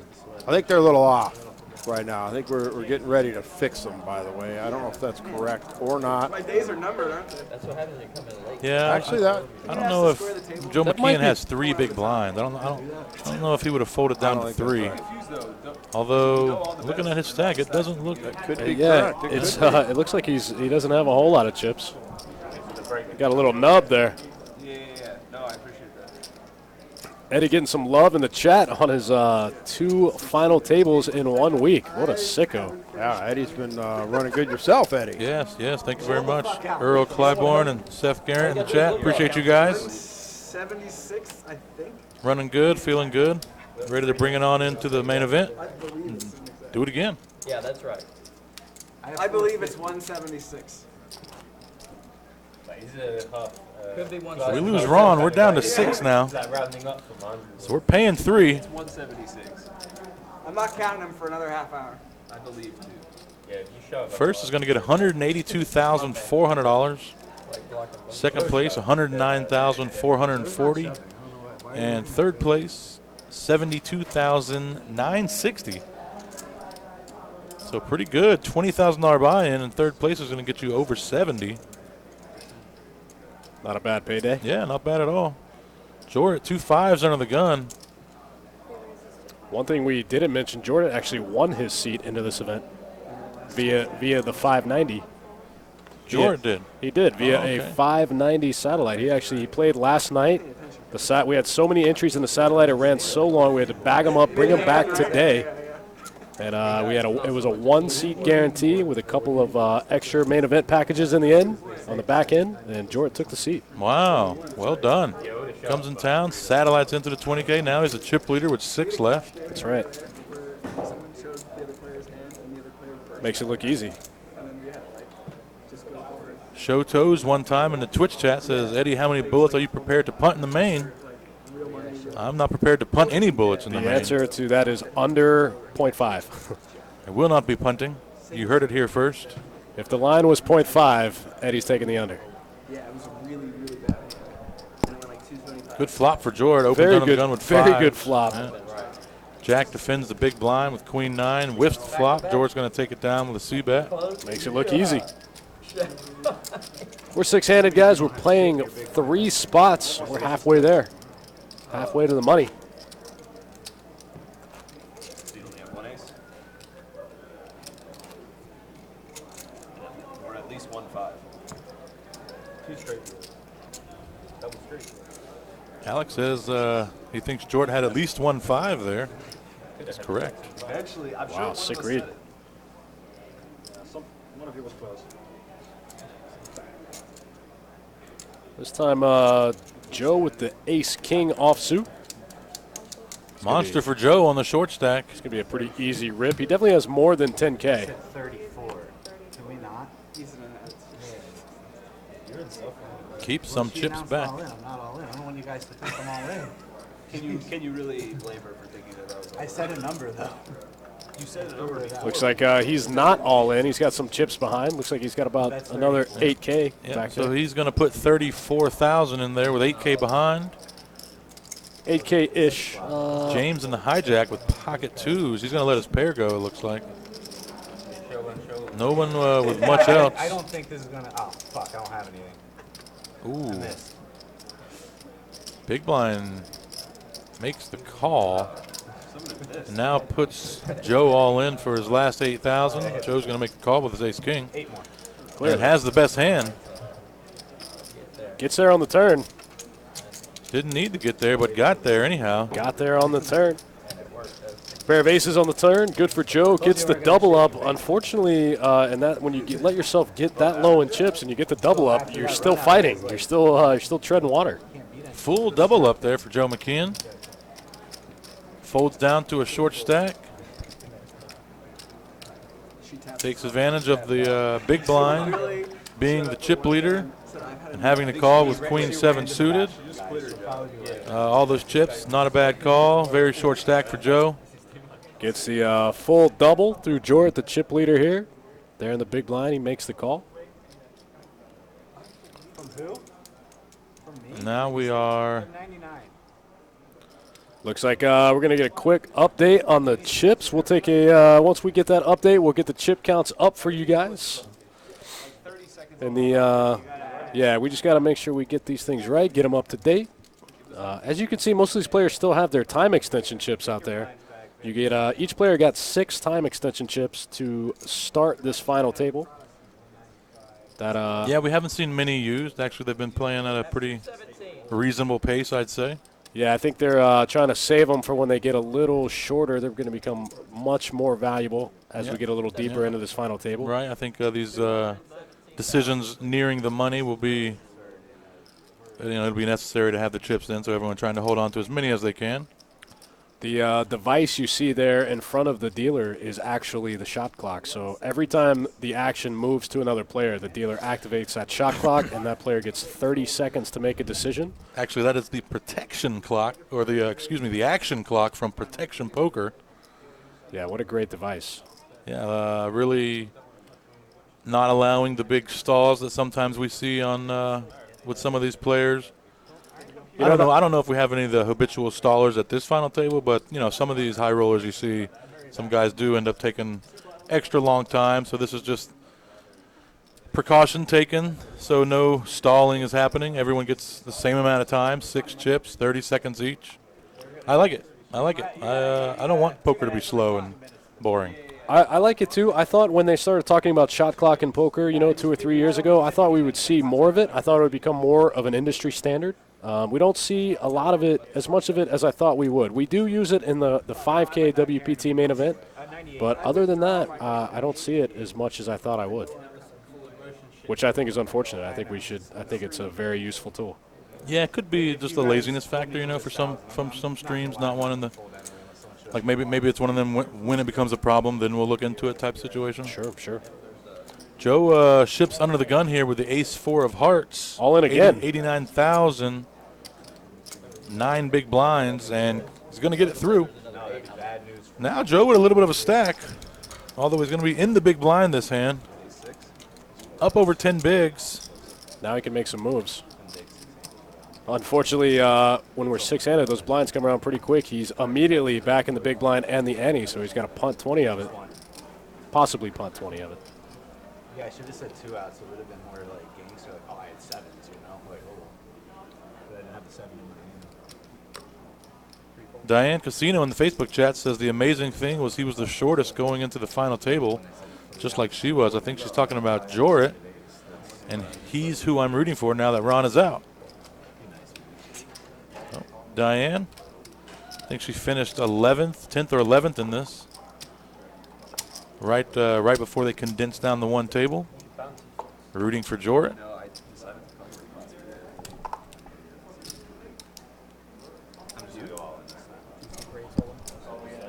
Joe McKeon all in again, this time with the Queen 10 offsuit.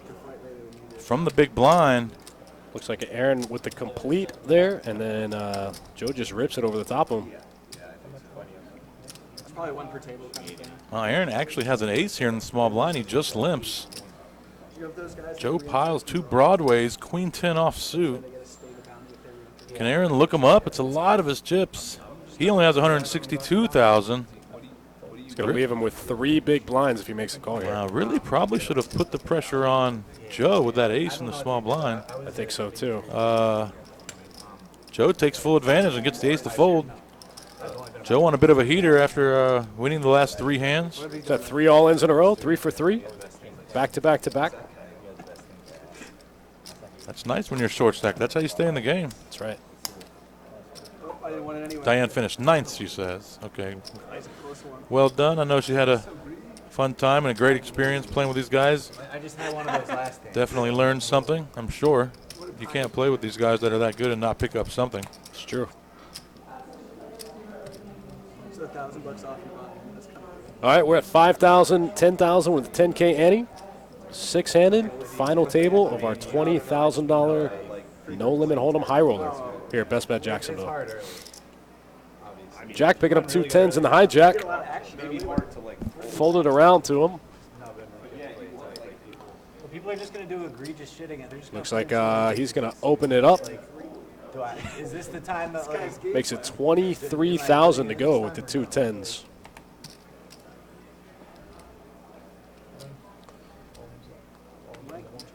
Oh, runs right into king on the button. Oh, runs right into Big Slick, right behind him. Aaron, all in, 152,000. Jack's going to make the call. Jack's never folding.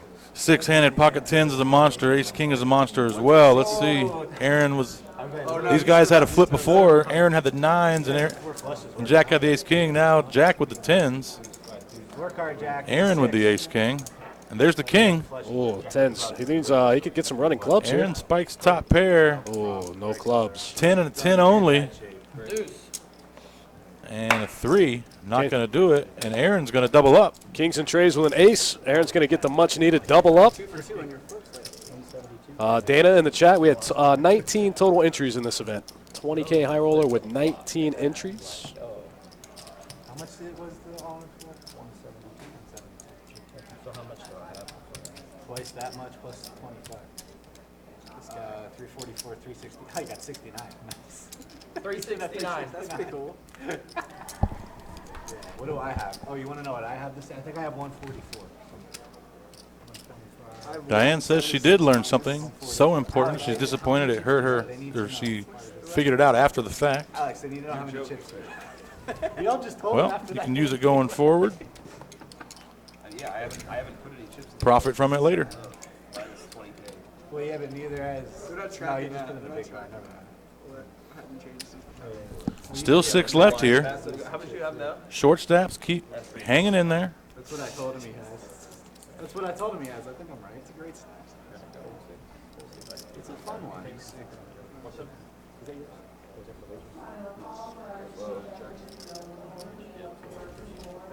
Aaron fresh off the double up. I might not have got. He's got some chips now. Up to 369,000. Been a bit of a roller coaster for Aaron, coming in with second in chips, then got short, had to open jam a couple times. Sometimes it'd be like that. Yeah, exactly. Doubled up. Now he's back amongst the top 3. Alex just get a walk there in the big blind? Our Omaha hand. I think he Yeah, did. looks like James had 8-3 off in the small blind. It's hard to go out of position against a big stack and a very good player. Certainly not worth a limp. Yeah. Opening yourself up to losing chips if you open one of the big stacks in the big blind. That's right. Decides to lay down one of the worst hands that could be dealt. Nothing wrong there. Yeah, but that flop could have just came 8-7-5. Lay it down, wait for a better spot, get the button next hand, maybe try to get it back. Catching the second half of the fourth quarter. I don't get other hands back to back all the time. Actually, no. I want Folds around to Alex again. Alex in the small blind this time, going up against Jack's ace-6 offsuit in the big. Interesting. Jack with 15 big blinds. Alex, queen-5 offsuit, blind versus blind. Looks like he's just going to limp. See what Jack does here with 15 bigs. Ace-6, pretty good hand. Blind versus blind here. Joe, you folded your. Jack just decides to check it there in the big I blind. think he's just going to see a flop. If an ace comes, no one's going to put the other one on one. I mean, we're definitely getting more active. Jack 8-9, good flop for Alex. Flops a gut shot. Remember, he led his gut shot against the short stack last time, blind versus blind. Let's see if he does it again. I like that play from Alex in Yeah, the spot. he does. One big blind, 10K. Jack, pure whiff here, still with ace high. This is a little more of a coordinated board than we saw last time when he let out with his gut shot. Even though it's well, I mean, I think it was like 4, 5, 7 last time, pretty similar. There goes, takes it down, it works. Nonetheless, the donk lead gets through. Jack can't continue with his ace high. Yeah, what do you hear from the dealer? Well, you can hear like the people in the booth. Yeah. From like 30 minutes ago. Button moves, Alex picks up the blinds and antes, and we're on to the next hand. The instructions. And Alex is going to be our button. That I remember. Jorrit in the big blind. C3's cards or whatever. So could see a These cards need to be moved pot with to the box. And some big stacks. Aaron ran it all the way up to 350K. An ace-10 offsuit under the gun, 6-handed. Let's see if this one's worth an open for Aaron.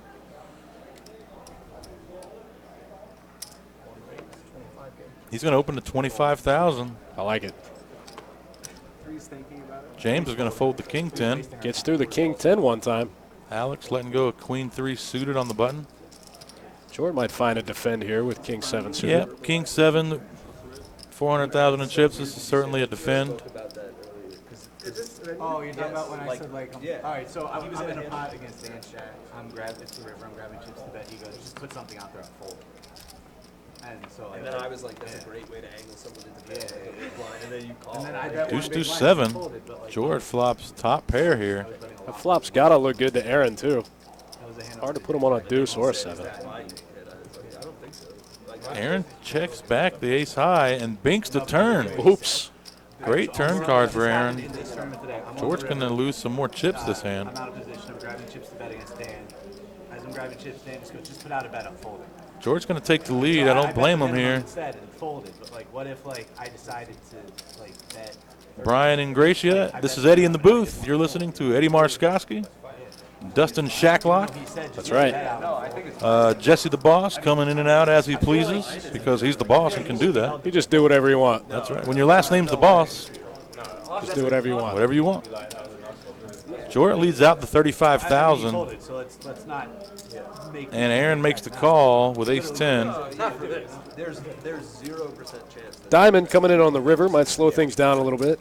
Yeah, I don't think Jorrit likes getting called in that spot. And like, There's really not a lot of hands that you're beating anymore once you get called on the turn. That's right. There's no draws out there.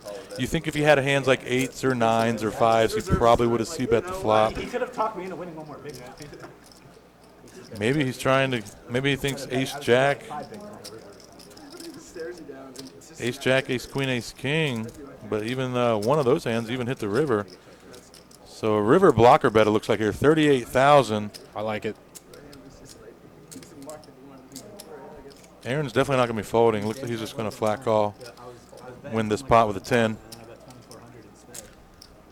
He said if you got the flush, you're going to have to show it to me.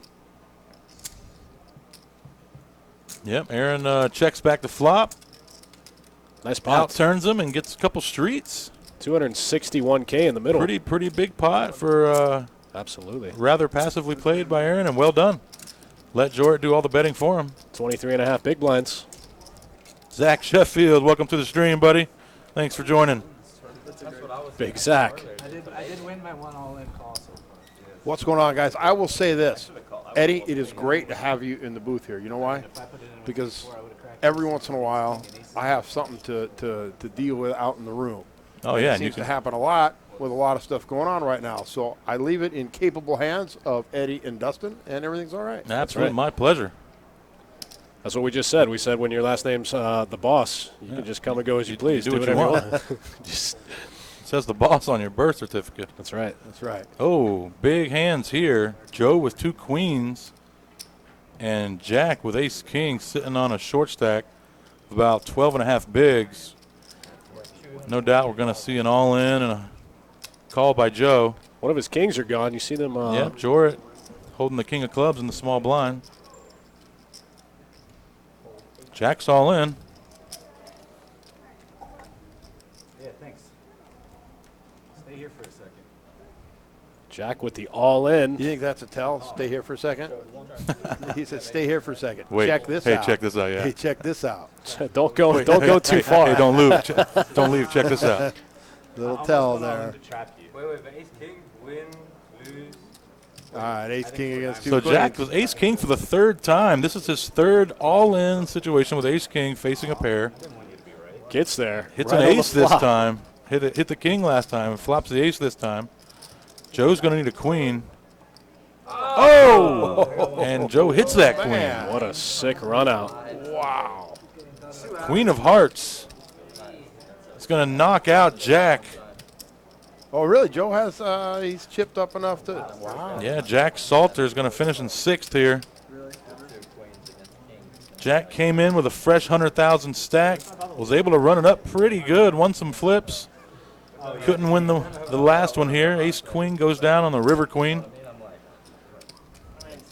Show it to us one time in the chat. Thank you. Eddie is cool, though. I didn't. I was.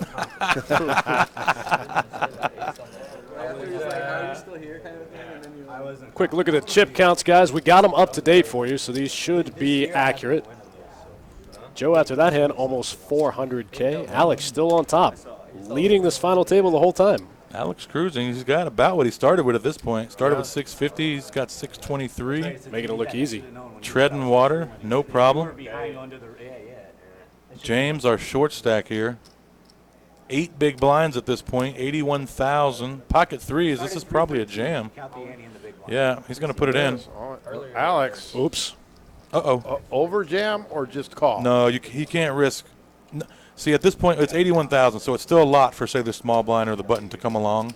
So he can just flat here. He doesn't have to raise to isolate because this size all in is already isolation enough.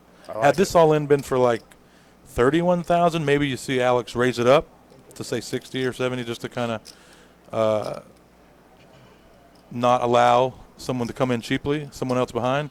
But this is a big enough sizing all in that he can just flat call. At 40,000, I don't really give a shit. I agree, and I like it. It's be a good time to look at it. Alex does make the call with the 2 9s. Looks like riff-raff otherwise, and James is going to be in bad shape. James going to need some help.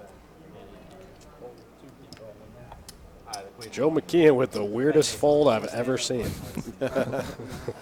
Joe, odd fold McKeon. That's right.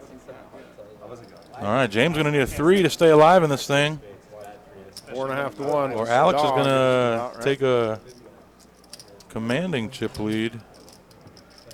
I want a hell of a lot of these all right. Nope. Turn, All right. turn, no help. 3 to and James. 3 alone. And it's a 4. Foxen's going to knock out James here. 9s and 4s with a queen. Good. Just like that, we're going to be down to 5 players. 2 away.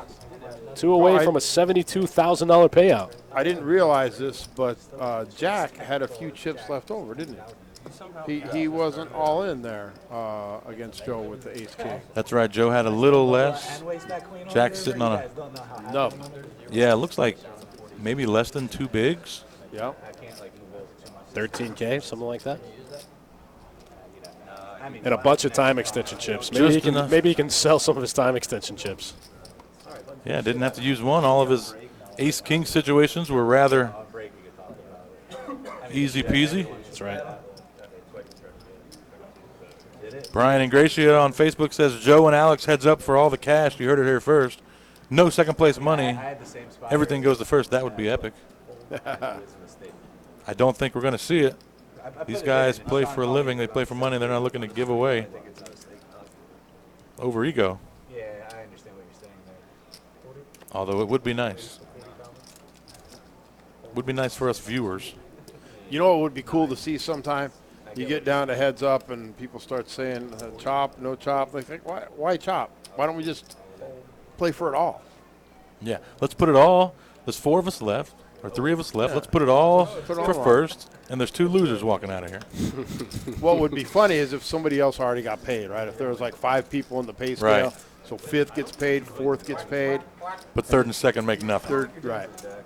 All right, we got an all-in here, ace-8 versus 8 deuce Looks like for Jack. Yeah, Jack was dealt the 8 deuce in the big blind. He needs a queen. Oh, no. No, no. Ace is good. Ace high is going to take it. Oh, excuse me, Jack was under the gun. He went under, Yeah. all in under the gun with 8 deuce. That happened quick. We're down to 4. Yeah, just So like that, down to 4. He went all in under the gun for a reason, though, right? He picked that hand instead of the big blind because in the big blind, I don't know exactly how much he had, but I think it was only enough, about enough for the big blind or maybe a little bit more. He didn't want to lose that equity because his ante comes first. Well, I'll tell you what, yes, for sure, that. But also, he goes all in under the gun because if he's all in the big blind, 4 basically his stack, it's easy for everyone to just limp in and call. That's and then right. now he has to beat 3 other hands. Whereas if he goes all in, even if it's just for 2 or 3 big blinds, people are still going to fold and just let the big blind call. He might generate some more folds that way. Yep. So you have your likelihood of staying in the game is actually better by shoving any 2 cards in that spot rather than waiting. Even if you got a hand like 8 deuce. He had 22K, so he had a standard open. He had 22 or 23K there. 2 bigs. I mean, that's. What are we playing? 6-12 now? I think we're still playing 5-10. Oh, no, I think we just went up. We're at 6-12. 6-12.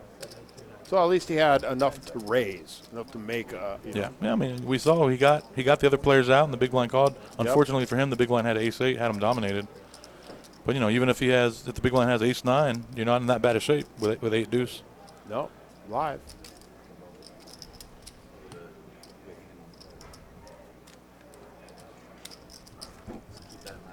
So then there are 4. So we're on the true bubble. We are on the money bubble here. That's right. It's a pretty healthy little bubble. Yeah, this is a $73,000 bubble. Somebody's going to leave with nothing. Nobody wants to do that. This is a $20,000 buy-in tournament. We did find out, Jesse, that Jorrit satellited in to this last night. He did. He did. He Won came the in, 590 Satty. I get what you said. They had to come back today and finish it, right? They did. The final 3 players came back today to finish it out. So he's had a long day. He's already won a tournament today. He might win 2 in one day. That's right. Jack also won 2 flips before that. Couple of junkie hands out there. Alex is going to try to take advantage of position only here. Oh, he sure. They put the fake on you, didn't he? He got Dustin hook, line, and sinker there. Got me good. Got you good, Dustin. Got you good. I would have folded the small blind for sure.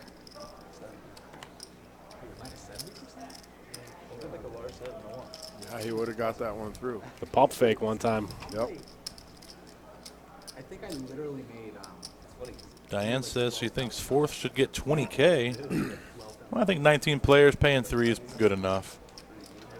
I know I traded some. Yep. I like that. I like that 3rd is actually 72,900 and not like 50 because, you know, you buy a 20K against the best players in the world, 4 extra money. You know? Yeah, he deserves a little something. You know. 50, 30, 20 is the pay scale. 50%, 30%, 20%. Prize pool for this event was $364,800. So the winner will be taking half. So the winner is going to be taking 9.5 entries home. That's nice. 9 entries. That's nice. $182,000. Yeah, Alex, first place, $182K.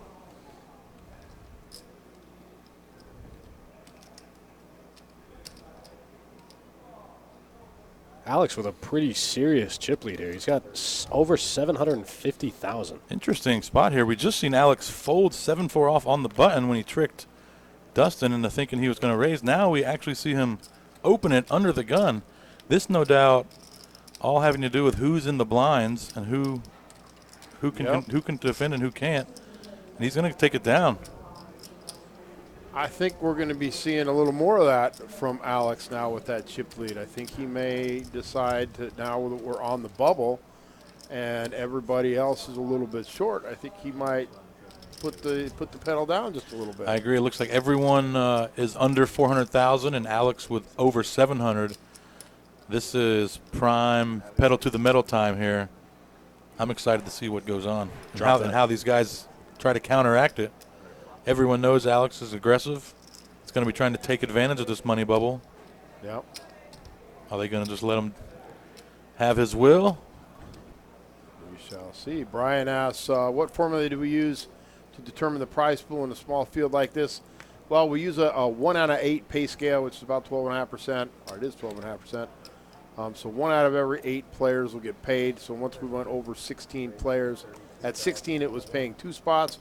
Over 16, it goes to 3 spots, and with 3 spots being paid, the percentages are 50, 30, 20. We have a very long spreadsheet with everything from 8 players on up to thousands.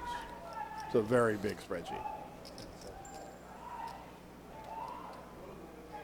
What is happening out in the rest of the room? Something's going on out there. Big pot brewing here, though, as it looks like Jorrit limps under the gun with King Jack off. Aaron opens Ace 10 off on the button, 32,000. And Alex with Ace 5 off from the big blind is going to find a 3-bet to 105 and take it down. Wow, and like you said, he's not, he knows that very likely one of them may have a better hand, but he's taking advantage of this bubble play. That's some advanced strategy coming out there. Well done. Gets Aaron to fold a better hand. Aaron, with only about 350,000 in his stack, can't just call 105,000 preflop. He's either going to have to put it all in or fold his hand. So Alex is risking 100,000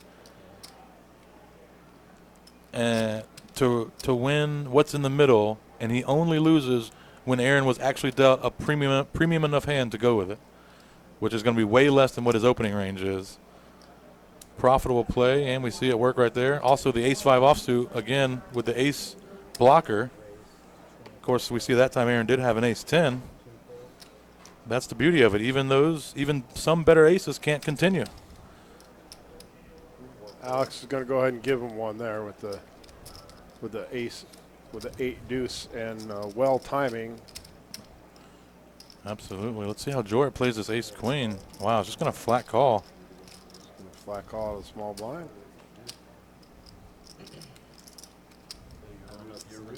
Ooh, that's a interesting flop. Very interesting board. See if Aaron puts the c-bet out there. Jorrit won't be going anywhere. I'm definitely putting in a big c-bet there if I'm Aaron. I'm not one to play that one passively. I want to get it over with. I don't want to miss my hand and not get to see the turn and river by checking the flop and then having somebody bet on the turn, having to fold straight draw only. So I'm always betting that. Yeah, flop go ahead and hand. try to take it down right here. He does do that. He bets 35,000. Jorrit with 2 overs and a gut shot to the nuts is not going to fold. He's going to call. Yeah, in this spot, unfortunately, Aaron doesn't have as many outs as he thinks he does. A king gives Jorrit the super nuts here. A king, and we're going to be down a player. That's right. Now I'd be a little scared if I was Aaron, and I'd either decide to pump it big or just check it down and hope to make my hand. I think his best move is to check it here. Well, also some of the equity he loses from those kings he picks up with his 9s are still good. He could still spike 3 9s. So instead of 8 outs with the open ender, he's got 7 outs because his 9s are still good. But of course he doesn't know that. Yeah, he's got. This is still a small bet sizing here, 65,000.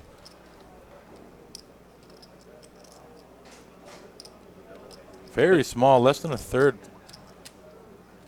or right around a third size pot. Jort's still getting a good price here. How's he going to continue? Looks like he's counting out calling chips. Yeah, he's calling. He may have. Right at the end there, he took his 30 seconds and said, the "All buzzer. right." Yeah. This pot's already swelled to over 300K. Huge pot. Wow. 10 on the end. Jorrit checks it right over. He may have an inkling that his ace-queen is good here. Do we see this hand go check here on the river? I think we're going to. I think, and I don't really blame Aaron in this spot for checking. I mean, he's in such a bad spot here. What a bad run out. You don't want to just stuff it. Wow, looks like he gives up. And get called by somebody who was calling. He is not happy about that one. He knows a river jam would have got through. Now he finds out his 9s were good also. Yeah, a river jam would have got through, but that's a hard bet to make there. When somebody calls you both times, there's not. I mean, you have the queen and the 9. You have some blockers to the draws.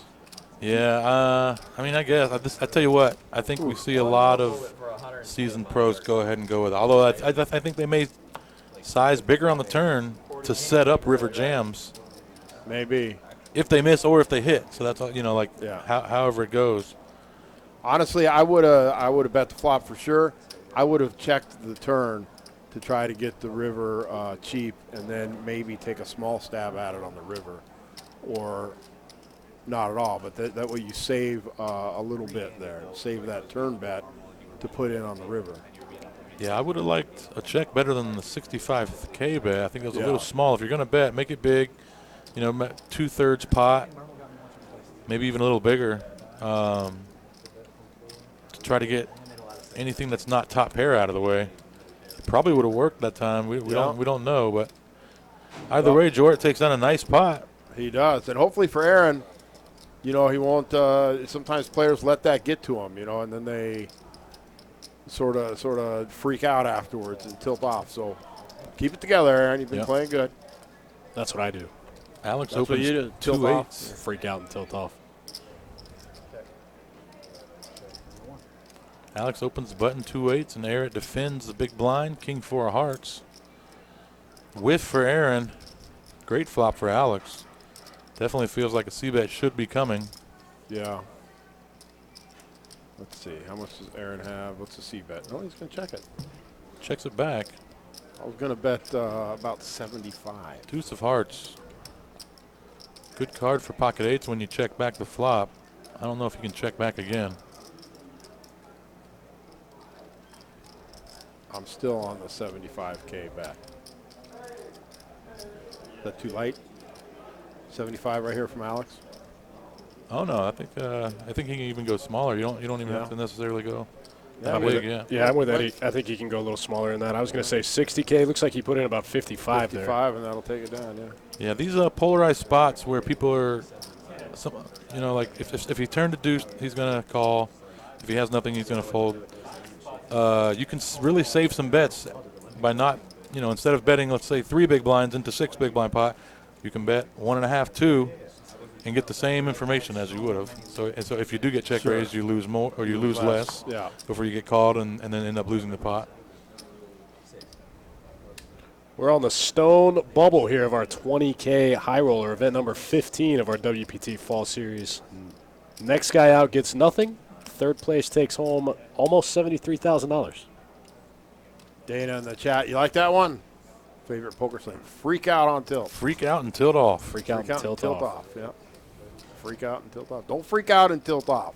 That's good advice. My advice to Great all advice. poker players. Do not freak out and tilt off. Don't do it. Keep your freakouts to a minimum. That's right. I can say from experience, it usually doesn't work out. Yeah, doesn't work out well.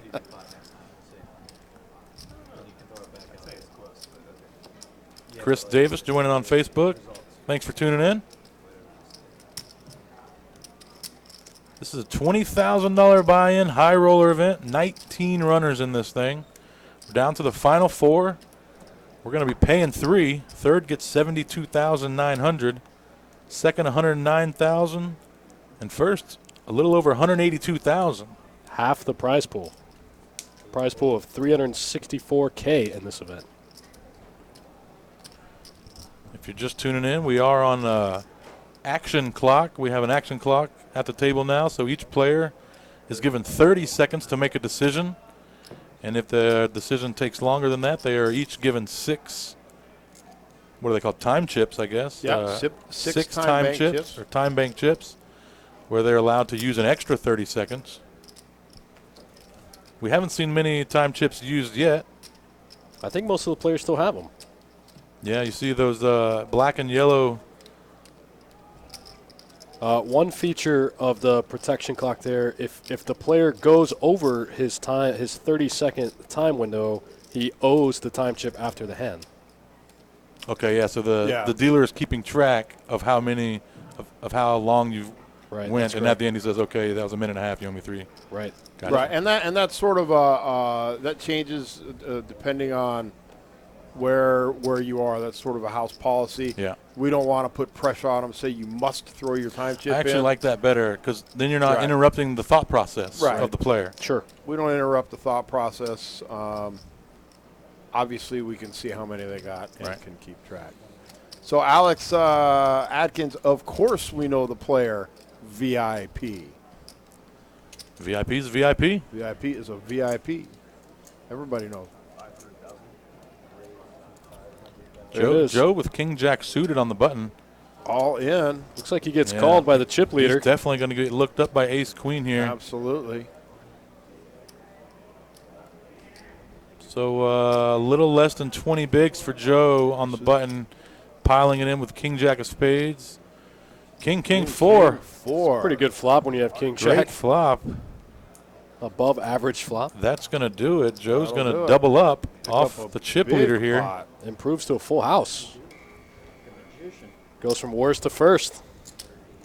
Right on the flop. Joe's going to get the full double up off the chip leader. Balance things out a little bit. Yep, Alex still going to be left with $648,000. Still our chip leader even after doubling up McKeon. Pretty sick. That's going to propel Joe into second. Jorrit slightly behind Joe, and then Aaron on our short stack. He's hovering under 25 bigs. Still got plenty of chips here. Nobody is rooting for the all-in player at this point. Oh, yeah. You know what I mean? When there's someone all in, it doesn't matter who you all are. the energy at the table is against them. Yeah. The all-in player has ace-king. The other guy has 7-deuce, and everyone at the table's going. That's deuce, right. deuce, Everyone deuce, was deuce, wanting. deuce, Everyone deuce. was rooting for Alex Foxen, even though they don't want him to have all the chips. They wanted to make that pay bubble. Yep. They wanted to see Joe out of there. Joe McKeon's got some chips now. Mike Berry, welcome to the stream. Thanks for joining. Mike B. Another best bet employee. Tuning in. I like it.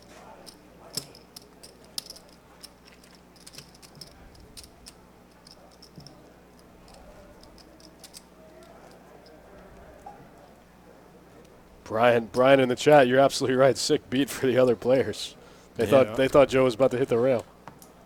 Joe just took 73,000 from each of them. They had it locked up. All they had to do was win the run out with the best hand. That's right. Best hand just had to hold up one time. Well, Alex still has a chip lead. We're still on the bubble, and he has a decent hand under the gun. I expect he doesn't change too much. He might take his foot slightly off the gas in some spots, but he's still this actually, sorry to interrupt, Jesse, but this actually isn't. It seems like it's terrible because you double up a guy, but it's not the worst thing because he's still able to keep the aggression because everyone is still going to be playing a little more passively than they will three-handed. Once they're three-handed and already into the money, some more risky plays can be made because you've already made a little cash. At this point, everyone wants to get to the cash, so they're going to be playing a little tighter, a little more passive, and the chip leader can take advantage of that. And, this is about where he started putting in a lot more three bets and really putting the aggression. He had about 650K when he started turning up the aggression when we got down to the bubble. Yeah, and that's what after losing that pot to Joe, that's what he's down to now. He's going to try to do it all again. No big deal. He's going to get a walk right there. They don't want to mess with him. There it is. It'd be funny. He could have lost that hand and somehow still, once they get the three-handed, end up with more chips. It could have been a good lose for him. Yeah. If he starts three-handed play with like 950,000, losing it versus Joe wasn't that bad. Nope. This is the path. Of course, Joe's got something to say about that. Yeah. And maybe Aaron and Jorrit. Maybe.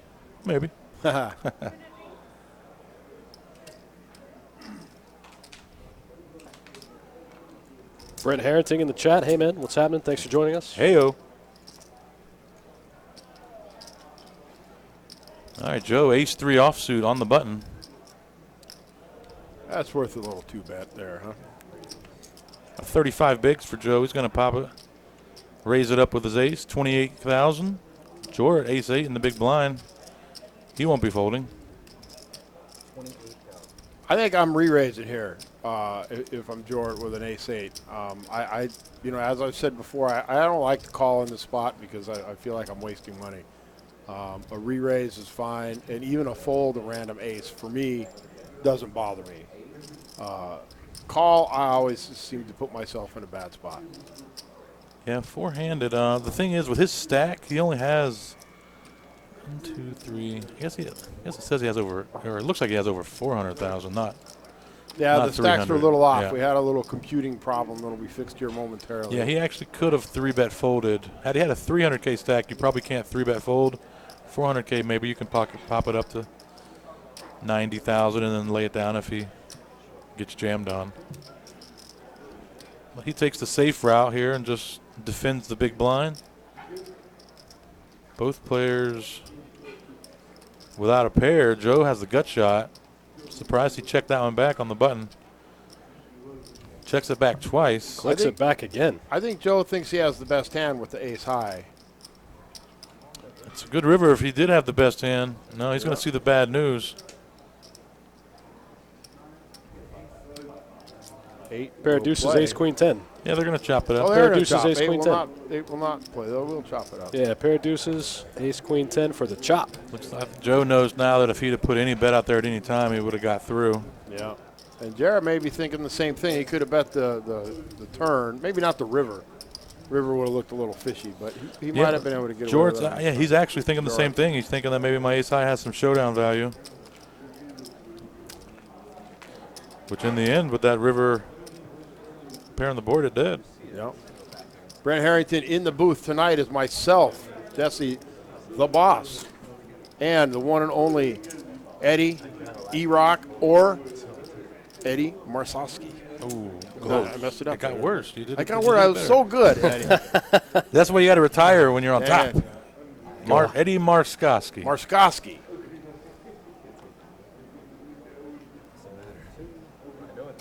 M-Rock. I like M-Rock. M-Rock, yeah, I like M-Rock too. M-Rock's cool. That's Shauna, dealer Shauna. Yeah. Came up with that. Came up with that one? Yeah. It's a good one. It's a good one. M-Rock. That's because 100% she couldn't say it. Yeah. She said M-Rock. Yeah, you got to shorten it to something you can say. That's right, yeah. I like it. You think I want to say it all the time? It's so long. Absolutely not. Or spell it. I'm always trying to abbreviate it something. What does your signature look like? Just initials? Squiggly lines.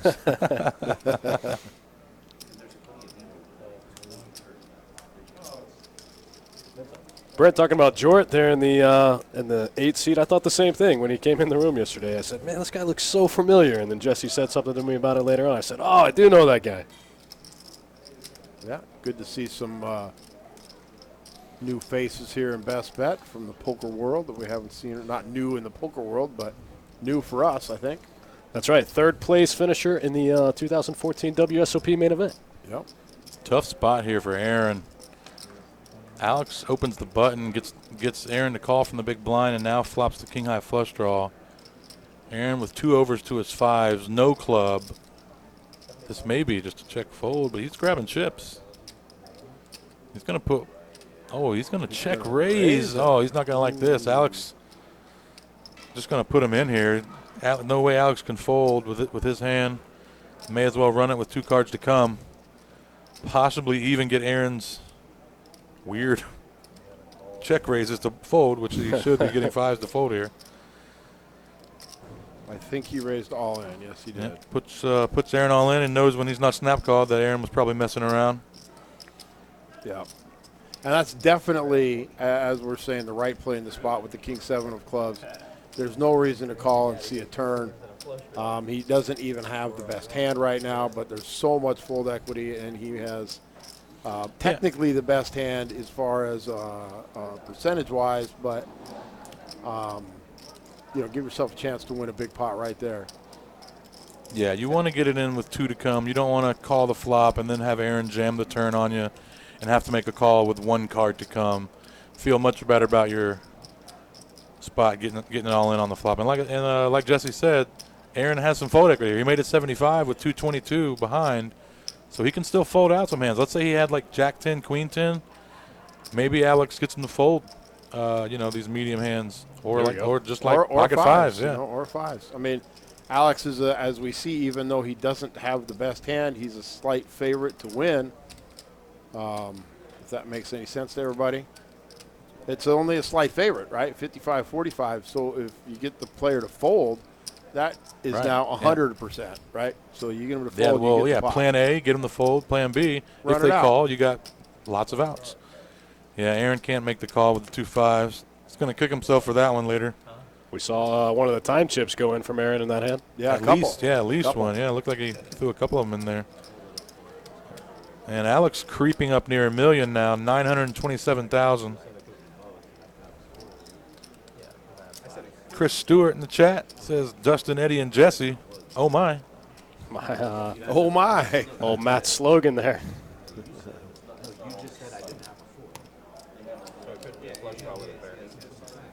Hope Pittsburgh's treating you well, buddy.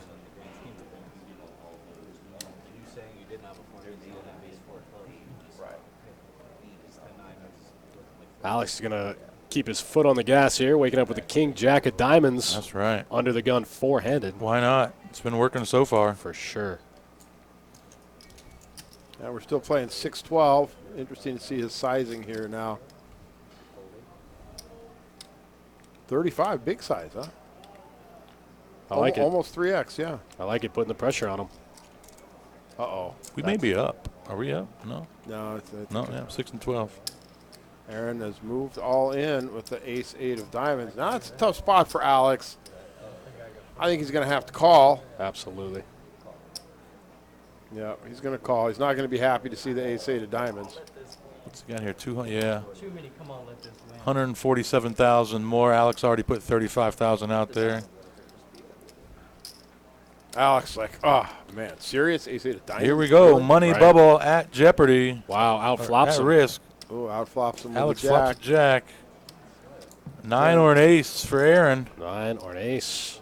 No good. But not a 7. Aaron played well. Alex is going to And burst our bubble here. We are in the money. It's too late to use those time chips. They're no good. Oh, he is not happy about that, and I don't blame him. Alex takes out another player. That's it. We're three-handed. We're in the money. We're in Next the money. person out, taking home 72,960.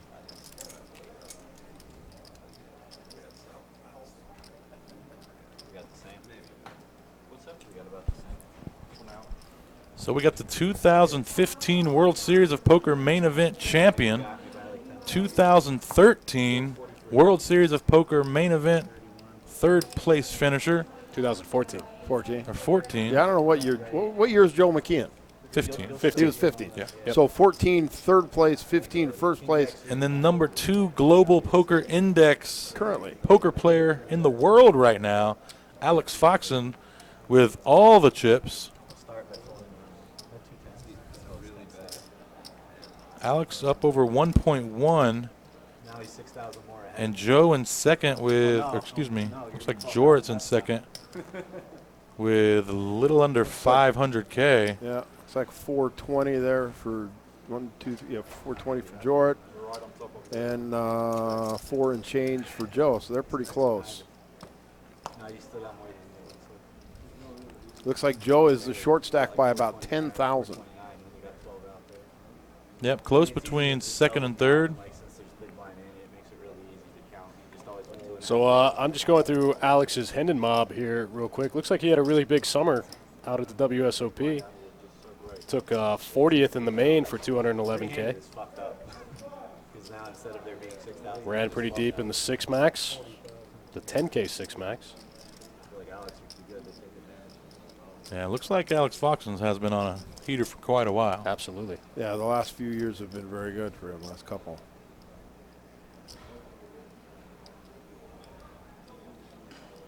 Took third in a 50K high roller. Looks like Jorrit's going to jam his pocket deuces here. Alex opens Ooh. small blind. We just saw Alex call Aaron's all in with King Jack of diamonds. Now he has King 10 of clubs. And he opened a 40. 430. I mean, you might, so the bet's all in, you might as well just keep the stack. Okay, so it's 403 to call. This might be a little much. Oh, fuck you. Yeah, I don't think it's necessary for him to call that with the King 10. He's got a big chip lead. I think he can pick better spots probably. And as we see, he's not like he's a big favorite or anything over pocket deuces, He's literally tanking for the blind to go up. It's super professional. Fuck you. Fuck you. They're watching the. All right, he's going to let it go. Give me some. How many players in this event? There were 19 total entrants in this event, and we're down to 3. Oh, cool. So I almost had like more than 30 bigs when the blinds went up. So that's cool. Then a break here? Yeah. Looks Looks like like- looks like we're going to take a Oh, yeah, break. looks like Alex Foxen was tanking for the break, and Joe called him out on it. He did, but there was nothing he could do. So, welcome back. We are Best Bet Live. We're taking a short break in our high roller tournament. This is a $20,000 buy-in. I'm here with Eddie, also known as M-Rock, Imrock. in the booth. So stay tuned. We're going to be right back in about 10 minutes, and we'll see maybe the conclusion of Yeah. this high roller We're tournament. going to see who takes down 182,000. That's right. Be right back. So we're going to fucking play 10-15 after we played 50-75. Oh, shit. It's got to be what's happening, right? Yeah, it is. I really hope I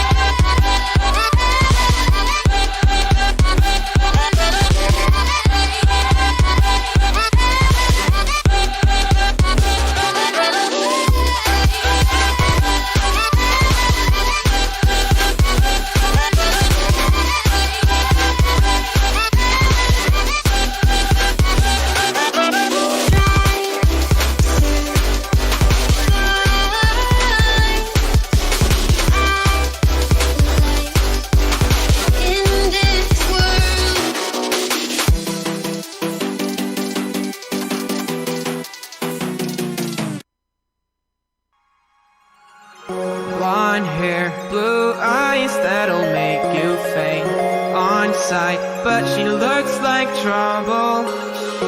Her lips so kissable and poisonous. I know she won't be good for me, but I don't care, 'cause I know it's so rare for a guy like me to get a chance with a girl like her. And I won't waste that chance, waste that chance, waste that chance, waste that chance, waste that chance, waste that chance, waste that chance, waste that chance, waste that chance, waste that chance, waste that chance. She got me like.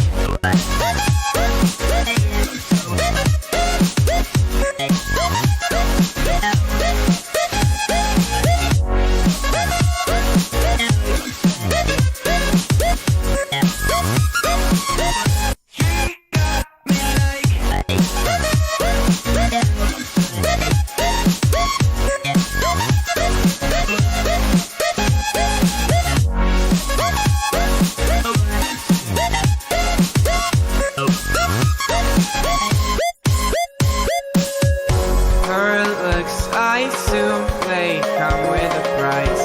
She's smiling, but that may just be a disguise. I wanna say hi, but I'm scared she'll kill me. Could we, will we, would she?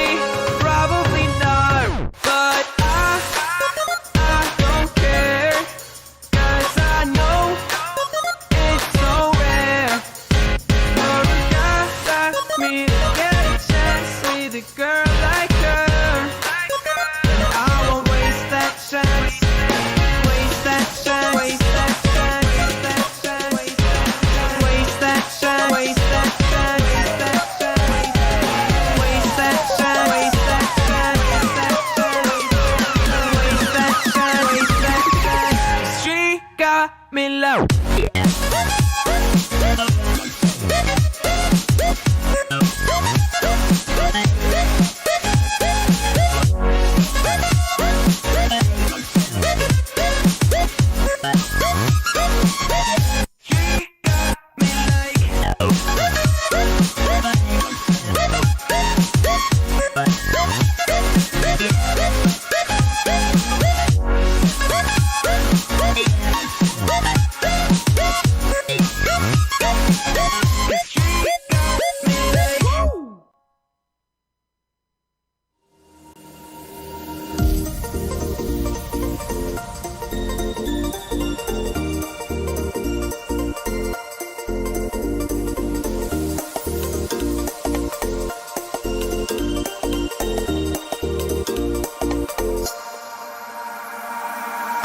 Could swear it's been 700 degrees in here since you came in.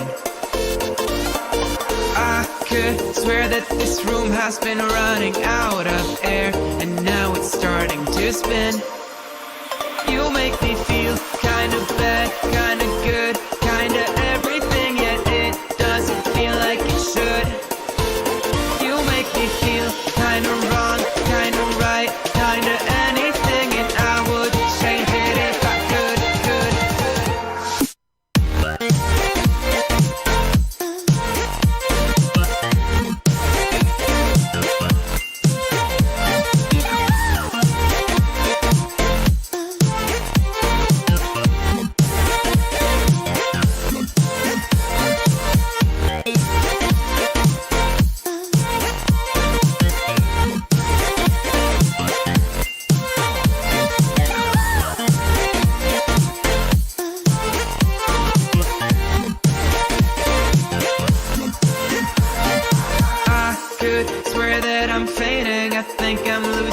Sight. I swear I'm hitting the floor. I could swear that my stomach just sunk a meter. I'll be dead if I take any more. You make me feel kinda bad, kinda good, kinda everything, yet it doesn't feel like it should. You make me feel kinda wrong, kinda right, kinda anything, and I would change it if I could.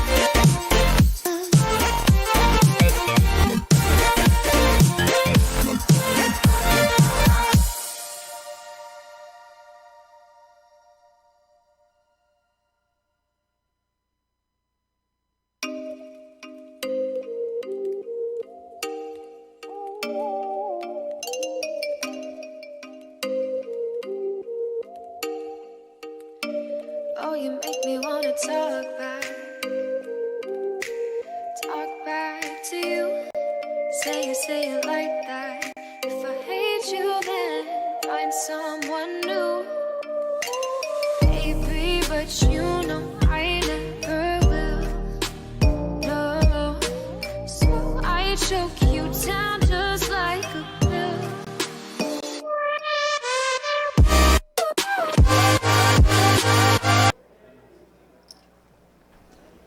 We are back. Three-handed action in the money. This is a $20,000 buy-in tournament. 19 players down to the final three. Everyone will be getting paid. Blinds are now 10,000, 15,000. We got the bumblebees in play. Yep, they've colored up some of the chips. These yellow and black chips now worth 25,000 each in play. Alex Foxen starting right where he left off. Pocket jacks on the button here. I'm your commentator, Eddie Marskoski, here with Dustin Shacklock. Joe McKeon out flopping Alex this hand, getting there with the Queen 8 suited in a raised pot. Yep. Joe defends the big and flops top pair. Zin Kai, World Series of Poker final table list. Welcome to the stream, sir. Glad to have you. We have two of these players are former World Series of Poker final tablists. Joe McKeon, obviously, champion 2015 and 2014. Jorrit Van Hoff finished third, respectively. For a little over $3 million, 3.8 I think is what that was. Not too shabby. That third place finish.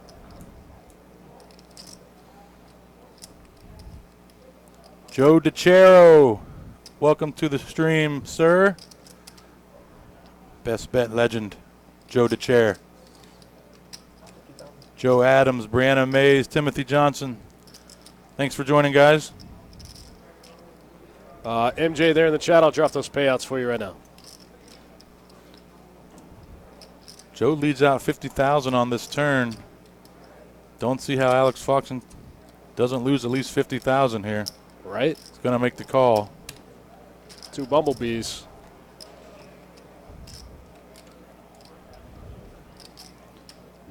He can't be loving that run out. 10 on the river. Actually, if there was a card where Alex could find a fold, maybe it's this one. I mean, Joe can't love the run out there. Oh, this is going to go check, I think. 10 slows down Joe. He checks the queen.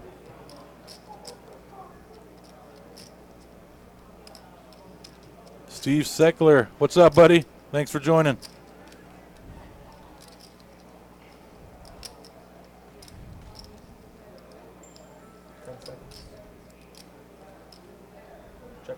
$265 in the pot, a little less than 300 in Joe's stack. I don't know if Alex could have got him the fold anyway. Probably a pretty good check back with two jacks. Debating whether he needed to try to get a queen to fold. Don't know if it would have worked there. Three-handed in the money, event number 15, $20,000 buy-in high roller tournament. Eddie, how much is first place? $182,400. Ship it. Second place, $109,400, and third place, $72,900. What a great pay scale for a small event. Yeah, all of these guys guaranteed a little over $70K. 50K profit on the day, unless you're Jorrit, who satellited into this thing, won a 590 satellite last night, actually ended up winning it early this morning, so this could be the second tournament of the day he wins. He's only going to get one trophy, though. He's in for 590. He's looking to profit over 70,000 just with him in cash. Opens the button here, ace-6 off. Opens to 35,000. Foxen in the big blind, king 5 suited. He's going to defend. Pretty standard defend there from the big blind. Yeah, again, the king X suited for, less than 2 big blinds more when you already got 2 in there.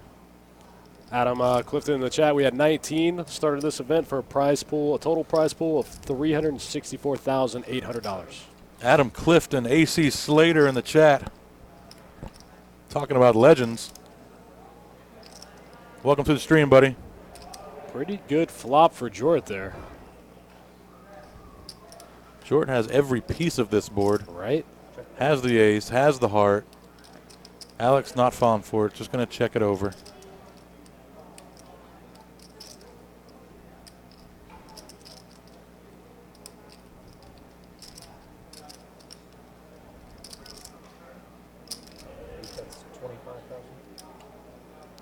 Small 25K bet, just looking to get anything out of Foxen. Foxen's going to lay down the king high. Too good for that move. I got 4 of them. You only got 1. I thought about using only the gray chips to call just because you said that you like Jorrit gets his first bumblebees, commenting on it. He has 1 now. Alex with a bunch of them. Looks like he's got over 500K Yeah, just Alex in with a bumblebees. stack of bumblebees. Joe, king 6 off on the button. Getting a king on the button is going to be good enough to raise for him. Opens the 35. Alex with trash in the small blinds, going to let it go. And Jorrit's going to fold the jack 6 off in the big. Joe picks up the blinds and antes. Button moves. We're on to the next hand. Playing 10, 15, 15 this level. 30-minute levels in this event. 100K starting stack. 1.9 million in the prize pool. I'm sorry, in the 1.9 million in total chips. 1.9 total chips, so average stack is a little more than 600,000. We see Alex sitting on about 800. That would leave about $1 million. Million between Between the other two players. Yeah. Alex is going to open the ace 9 offsuit, 35,000. Wow, Jorrit's going to fold the queen 10 in the small blind. If you're going to get your small blind to fold broadways when you open the button. 3-handed. Yeah, I'd keep opening. Right.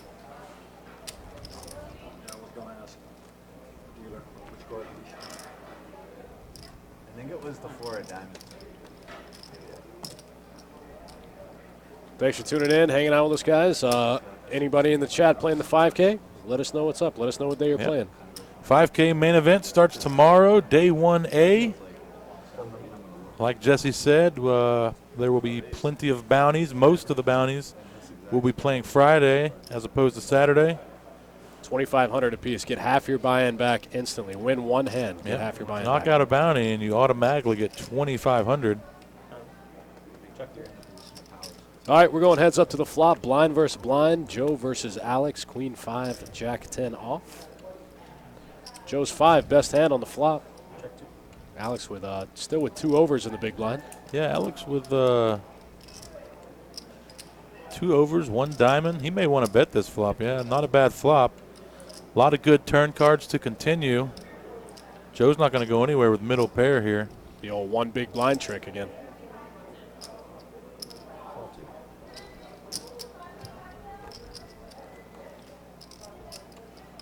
Two of hearts. Not what Alex wanted to see. He wanted to see a 7, 8, queen, jack, 10, diamond. 2 of hearts doesn't change the board really at all. Actually, some gut shots and open-ended now get there. Probably going to be a check back for Alex. Exotic Chaotic in the chat playing Saturday. Good luck. 10 seconds. Shows you what I know. Foxen says no. This is going to be a C-bet too. It's going to continue firing here on the turn. 55K. He said, I got $1 million in chips. Who cares?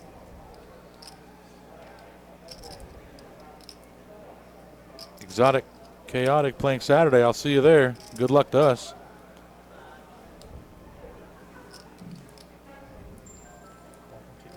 Yep, Joe's still going to call with his 5. Coming along. He doesn't believe him.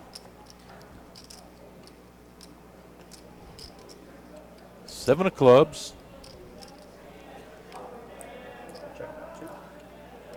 Actually, I don't know if Joe likes that card. A lot of Foxen's 6-8 type hands, 6-8, 6-7. A lot of things get there. Now, if Somehow he rivered a pair while he was betting a straight draw. Now he's hit possibly the best hand. 10 seconds. Also, this was a blind versus blind hand, checked pre-flop. He could literally have any of it. All right, let's see what Joe does here on the river. 60K, is that right? No, I think it's 90 or 85. This looks very milky, like he wants to be called. It's pretty small sizing on all streets. Pumped it up to 85 here on the river. There's one thing I think Joe McKeon does well that I've seen him do a lot is he makes sick hero calls.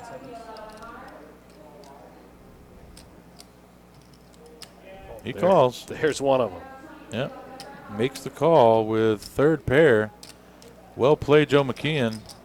He's going to peel some chips off the chip leader, taking 185K off of him. That might make Joe the chip leader. Is that what that says? Yeah, I think that might swing it right there. Very well played. I don't hate the line from Alex either. Maybe some worse fives. Fold. Some players even fold that one. Joe just made a pretty good hero call. Picked off the chip leader and took over the chip lead. Alex down to 650 after that hand, and Joe up to 745. MJ Sydney in the chat. Yeah, each player is on a 30-second action clock. Every time the action moves to that particular player, the dealer restarts the clock via the protection clock there in the box. Yeah, you see that giant electronic tablet sitting in front of the dealer. Yep, right there. That is the, what are we calling it? The action clock. The action clock from Protection Poker. That's what it is. Each player gets 30 seconds. Guaranteeing each player 30 seconds, 30-second decision, and if they happen to go over, they do have those time bank chips in front of them, those yellow and black time chips. 30 seconds each. Each player was given 6 at the beginning of this final table. We haven't seen many used. I think if you eliminate a player, you should get his time chips. Oh, I don't know about that. Then people would have so many. The tanking would happen more.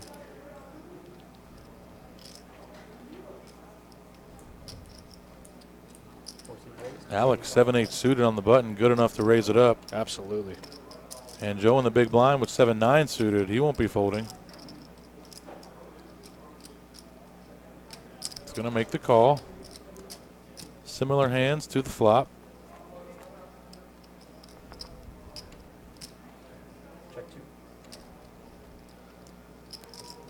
King Jack 10.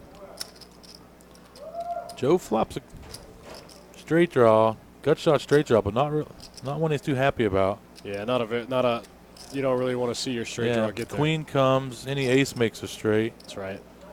Now you could hit an 8 for a tough to see straight. Alex does bet 30K. Looks like Joe's just going to lay it down. Doesn't want to see a spade, doesn't want to peel a turn, maybe catch a flush draw. Just lets it go, and Alex with the 8 high takes it off 9 high.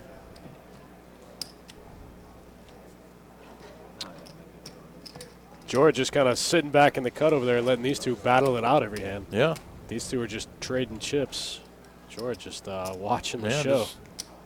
Looking the ladder up. If he gets second place, it's 109,000. Jorrit did not buy into this thing. He's satellited in. Free rolling. So he's on a nearly a pure free roll in this thing for $590. These two back at it. Here we go again. Round 8. Small burst, big. Joe limps, and Alex is going to raise the 6-3 suited.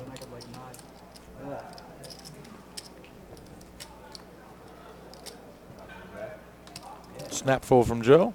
Got a couple comments about the action clock there in the chat. It's like I told Eddie earlier, I thought it was something that was going to become a little more prevalent in tournaments. It's pretty prevalent in the higher stakes tournaments. I thought it would start making its way into the mid and lower stakes tournament. It has not yet. Might be something we see in the future, though. It's good for the game. For sure. They've got to be expensive. They can't be cheap. Well, we've seen them. They're all different types out there. This is actually the most advanced technical looking. Sometimes you see them. It's literally just a kitchen clock timer, you know, that there's. Right. This one's cool. It's on an iPad. It's angled so that the players can see it. It gives you a blinking warning when you have 10 seconds left to act. That's nice. Does a little of the work that the dealers don't need to do. That's right. They can keep their mind on the Jorrit board and the situation. Jorrit makes the 3-bet there with ace-king suited. Joe McKeon snap folds. Yeah, Joe goes after the big blind there with jack 3 off. Jorrit picking up a good hand. Monster ace-king in the big blind. 3-bets, takes it down. That's all you got to do. Sit back, let these two attack each other, and just put in a 3-bet every once in a while. If you can pick up ace-king every 3 hands, it'll be easy peasy. That's right.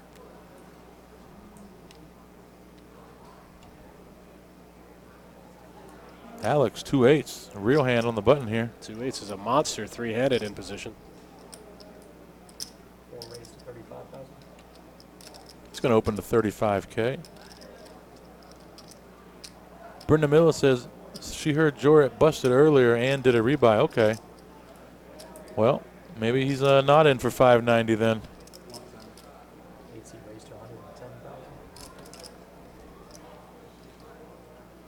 Oh, okay. Alex opens to 35K. Jorrit 3-bets jack 6 of diamonds. Bad timing here. We know Alex not going to be letting go of this pocket 8s. Probably just going to put Jorrit all in. Diane says he bought twice. Okay, well. Well, he went from free rolling to barely getting his money back here with a min cash. I got to win the thing to get even. Yep, there's the 4-bet. All in. Snap fold from Jorrit. Oops. Healthy pot there. Jorrit loses about looks like over 100. 20% of his chips, quarter of his chips or so. 125-ish. Alex, that might put him back in contention for chip leader. It's got to be close. Yeah, we see Jorrit fall to below 400. Looks like about 375, 385. Yeah, right around there. We know there's 1.9 in play. Yeah, so Joe and Alex must be pretty even. Alex with the slight chip lead. Exotic, we haven't got confirmation on that yet. He definitely free-rolled one seat via a Mega satellite, and then it sounds like he bought back in once. I don't know if I don't think he's in for 40K, but I'll get confirmation on that. Yeah, I don't know. Diane says he bought twice. Now, this is pure speculation from the chat, but Diane did play this tournament. It's true. If she would know. Brenda says he definitely, or she heard that he busted earlier and did at least one rebuy. 600,000. Oh. Alex Jorrit after him again. Opens the button. Alex puts them all in again, really putting the pressure on. And there you go. She says she saw it, so that's 2 rebuys for Jorrit. So not the free roll we thought, but nonetheless, he'll be making some money today. 10,000 and tell him if you go all in, I'm not folding. That's what I did earlier. Jorrit with over $4 million in live earnings. Well, I mean, it's a nightmare. Yeah, all these guys. Joe McKeon, $16 million in earnings. Alex Foxen, $12 million in earnings. Wow. So it's not often Jorrit sits at the table and he doesn't have the most in earnings, or certainly rarely happens where he has the least, but this is one of those times, right. 3-handed. Yeah, absolutely. Up against a couple crushers.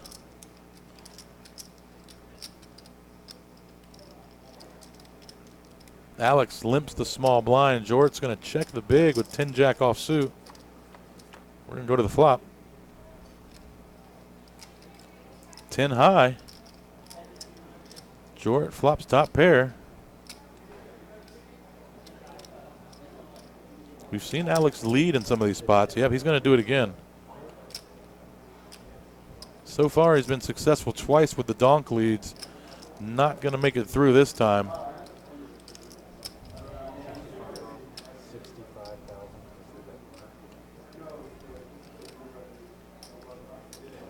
Jorrit makes it 65. Alex with a quick fold.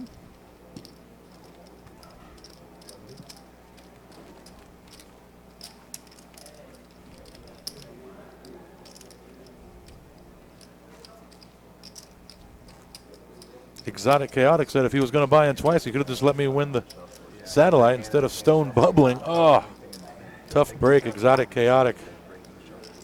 Stone bubbled the satellite that Jorrit won. And now he's got to watch him as he cashes and makes a run at first place.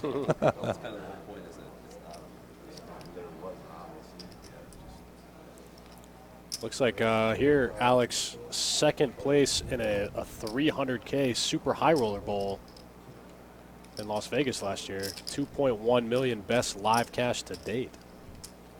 2.1, that's pretty big. It's pretty big. It's pretty big. I don't think he's going to win that much today. No, he's only going to win 182 if he ships this one. But no doubt he'll be playing in the WPT 5K main event tomorrow, and he's going to be looking to win a lot more than 180. That's right. Casual $500,000 weekend in Jacksonville. Yeah, no deal. problem. Come on down, go to the beach, pick up $500,000. Wear my flip-flops to the final table. Take it back to Vegas, no problem. Nope. Jorrit on the button, 2 jacks. Tough break. Really nothing going on in the blinds. 6 deuce for Alex. He's going to let it go.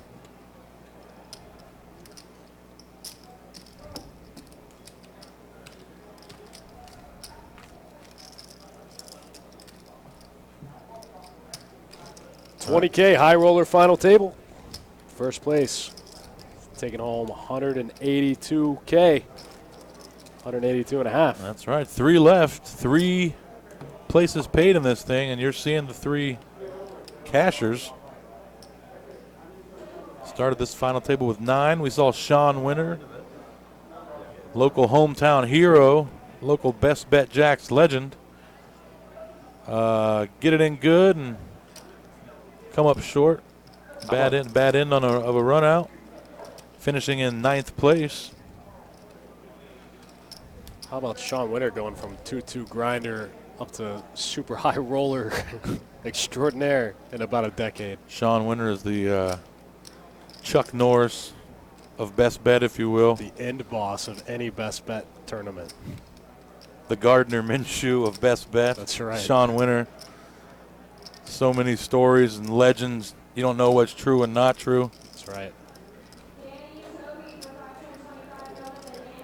Local grinder turned high stakes crusher, one of the world's greatest players. He won the biggest PLO pot of all time on the stream with the absolute worst PLO hand you can imagine. About an $80,000 pot. He started the hand with about 9% equity and won the whole thing. Easy peasy. That's right. Look at this flop. Got a nice pot here. It looks like Alex limps small blind. Jorrit raised. Alex calls. Alex has flopped 2 pair. Monster flop for Alex. Jordan picking up some serious equity there on the turn, though. Yeah, let's see if Alex can bet and get some value here. Also got the 9 of spades. Really just got everything here. 75% favorite. Jorrit with 2 overs. Gut shot to Broadway.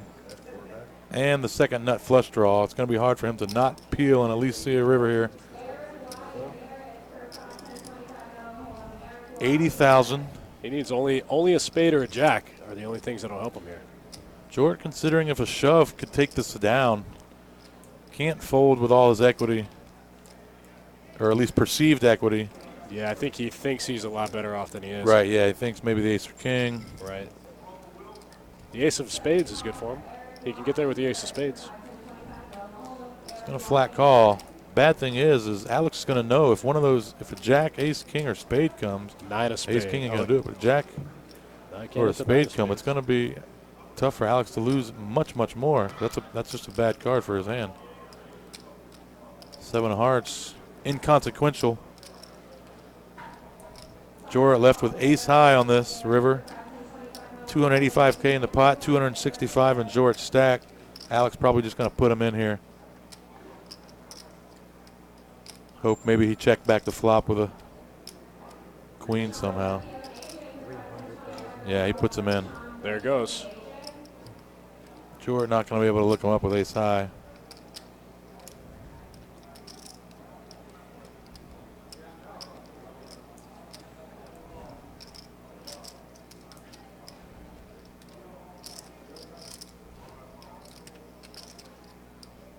Jorrit would have to call off his tournament life here. He's considering it. He's going to use a time chip. I almost got pumped. Yeah, exactly. Yeah, you got to be careful. You know that's happened before. That's right. Somebody's thrown in a time chip and someone else thought that they're throwing in a call, so they folded out of turn in a pivotal situation on a high roller. Remember when that was the biggest scandal in poker? Right. Yeah. Things have gotten much worse since then. Much worse.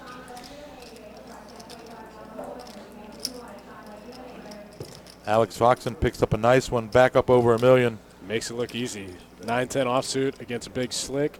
No problem. Just flop 2 pair. Flops bottom 2. Gets a gut shot. Gets an extra street of value on the turn. Keeps the mystery too. That's right. Jorrit still doesn't know if he had the best hand or not. That's going to leave Jorrit with less than 20 bigs, right? We're playing 10, 15. Oh yeah, he's 285. He's down to 255K now. Alex over $1 million. That's half the chips in play in Alex's stack right there.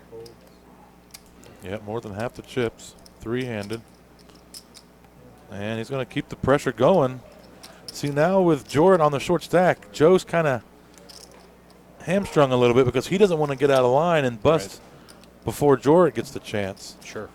In theory, Jorrit should be the next player all in, and Joe knows that. And that's a healthy pay jump from 73,000 to 109,000. Yeah, Joe's kind of handcuffed here in that spot in between the two. He's definitely got to tighten up a lot.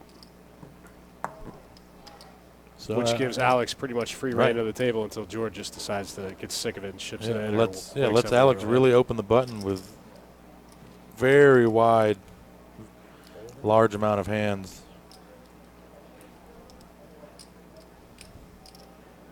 Joe's going to limp a small blind with queen 10 off. 2 napkins for Alex, 9 deuce. We did see him open the 6-3 of hearts last time from the big blind when Joe limped. Yeah, he's going to do it again. He's going to raise it up. 50,000. I like this. I like this size and really putting the pressure on Joe. You want to put 10% of your chips in? You know I'm going to bet the flop. It's like we just said, Joe's in a weird spot here being sandwiched in between the two. Exotic Chaotic says, what are the bumblebees? Yep, those are 25K chips. Both players getting a piece of the flop there. Joe with the best of it, flopping middle pair. Ace, queen, deuce. Interesting flop. Alex opening from the big blind, repping some A's in this spot. I wonder if he's going to take the chance of c-bet and the represent. Just that, he does. Another small c-bet, not going to get through, as we know Joe has flopped middle pair. Remember last time Joe hung on with middle pair for 3 streets. That's right. That middle pair ended up being second to bottom pair that hand.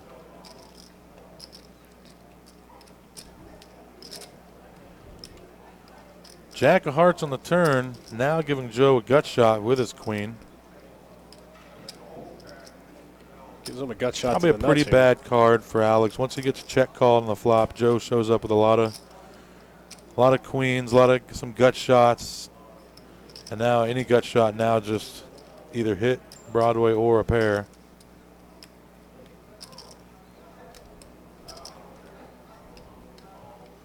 Yeah, he's going to take this opportunity to check back. Does have showdown value with his 2. Although I don't think it's going to win like a lot. He would need Joe to have diamonds. I guess Joe has diamonds a fair amount of the time here.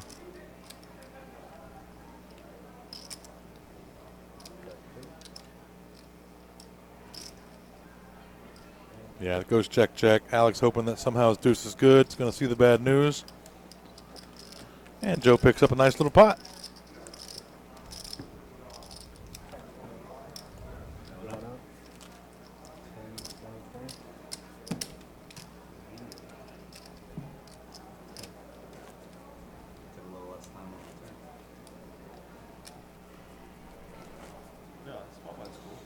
Joe's going to be the button this hand. Our short stack Jorrit's going to be in the big blind. He's going to have 30K of his chips in the middle. More than 10% of his stack. 30K of his last 255. That's right.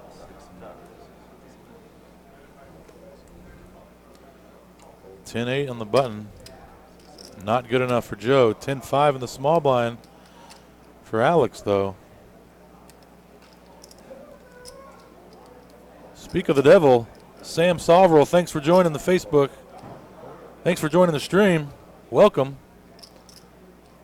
Ears must have been burning. We were just talking about you.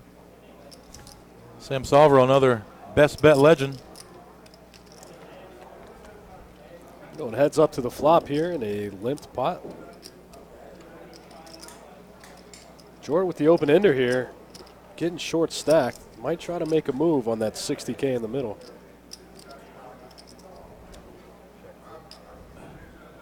Alex limps to 10-5 and ends up flopping middle pair. Jorrit with the straight draw, open-ended. He's got the queen outs too. He's open-ended. All of his queens are good. See if Alex can lead into him here, put some pressure on. Maybe turn club draws. 3s or 7s that we're trying to see a cheap river.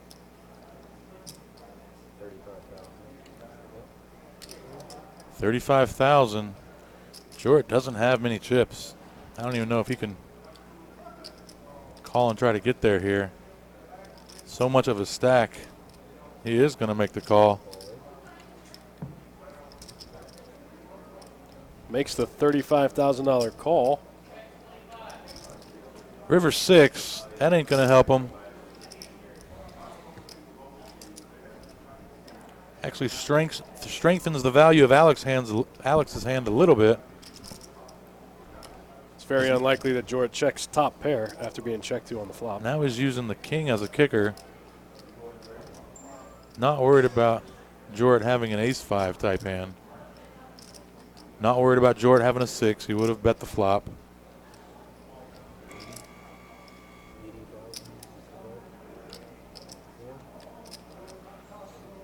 $80K, wow. Jorrit only has 180 and Alex bets $80K.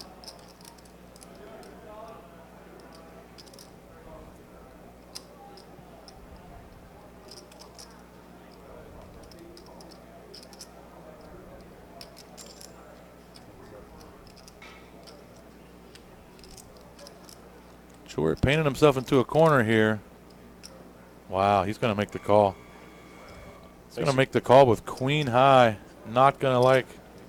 Alex flips over the 10-5, shows him the bad news. Jorrit is going to be left severely short stacked. Really well played by Alex. Doesn't go all in. He might get a fold if he jams that river. Bets $80K, leaves Jorrit with 100 behind. Jorrit makes a super light look up.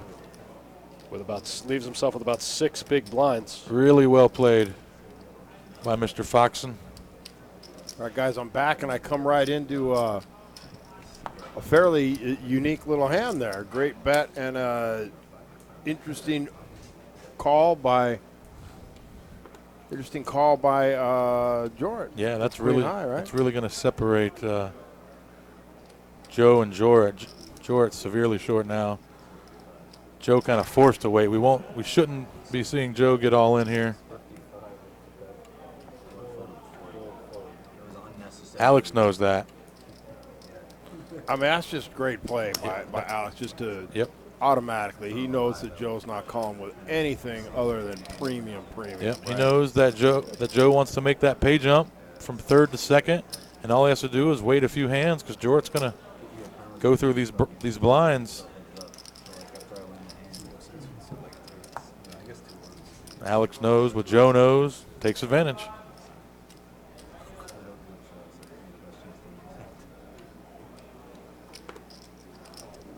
Jorrit, 7-6 suited, that's going to be good enough. Snaps it in there. Gets his last 6 big blinds. 6-7 of hearts. Alex is going to look him up with Jack-9. You know, I like the 6-7 of hearts there on the button. Absolutely. I mean, you're probably going to get called, but you're probably going to get called the next hand anyway in the big blind. You might as well take a chance with a hand that just has a lot of ways to make something. Very likely to get called, just like you said, 6'7", has a lot of ways to make hands. You're going to get called so light, you can be in decent shape a good portion of the time. Unless it comes. Yeah, not King, if, deuce, yeah. 10, 10. Not if there's no hearts and no 6s and 7s. It's tough. No. Pretty bad run out for 6-7. Well played. Jorrit finishes in. Jorrit wearing jorts, by the way. That's amazing. That can't be real life. The jorts taken down. He has to know that. He has to wear them jorts because his name is Jorrit. You should have taken all of them out so you wouldn't have to move. That's it, guys. We're down to heads up. Jorrit taking home $72,960. $72,960 for Jorrit, finishing in third place. Well done, sir. And we are left with Alex Foxen and Joe McKeon, two heavyweights. A combined $28 million in winnings. $28 million in earnings on that table right there. And Not to mention a World Series champion.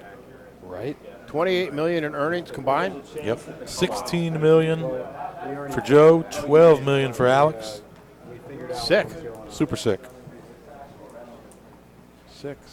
All right, looks like we're going to readjust these guys and get set up for heads-up play and get the chip counts up to date for you guys. And we'll be playing for that big $182K up top. Thanks for sticking around, hanging out with us through the final table of event number 15, 20K No Limit Hold'em High Roller. Live on a 20-minute delay out of Best Bet Jacksonville. Purple Diesel in the chat, it is on a 20-minute delay. Almost live. Almost live. Almost live. Live on location on a 20-minute delay. Sam, thanks for joining the chat on Facebook. Where are you, Sam? You should be in this event. That's right. Actually, someone mentioned earlier if they were asked if Sam was here.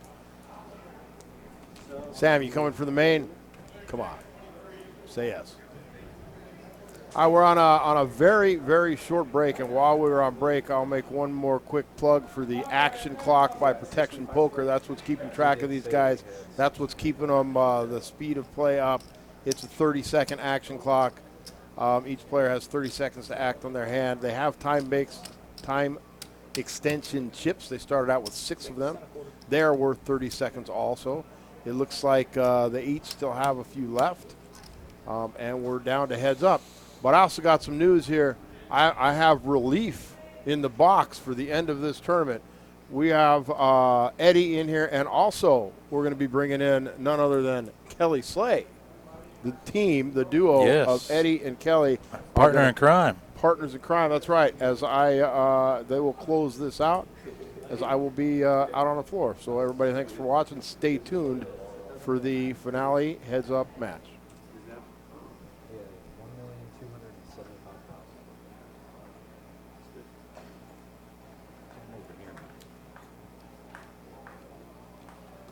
At least we got a little CLC exposure still on fucking back. Fun's good. Yeah, it will be. Should be this big, right? He was just the small. Yeah. He was just the No, big. yeah. I was just the small one. I don't think I should be the small one. You're not. You're the big. Small. Yeah. Agree.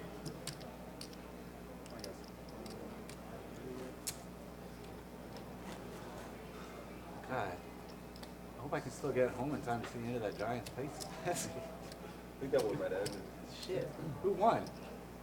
I'm gonna bet the Pats won. Yeah, me too. I'm not a gambler though. Not actually gonna. Same.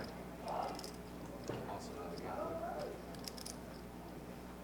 All these fucking 500 chips now. It's so dumb. Yeah, I know. Because like I'm gonna double 3 or you're gonna pay me in these, and then you're gonna have to start betting these. Yeah. Can we color some of these 5Ks up? I think I got a good amount. You get a rack. I think we're good. Yeah.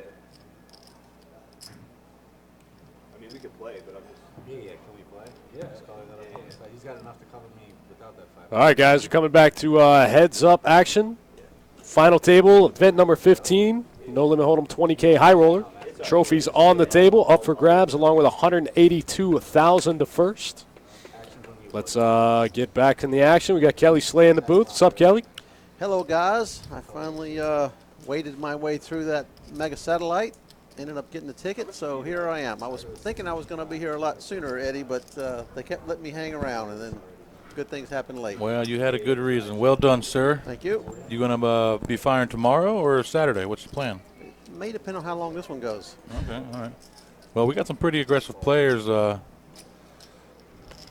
right here in a fast structure. Remember, this is 30-minute structure or 30-minute levels.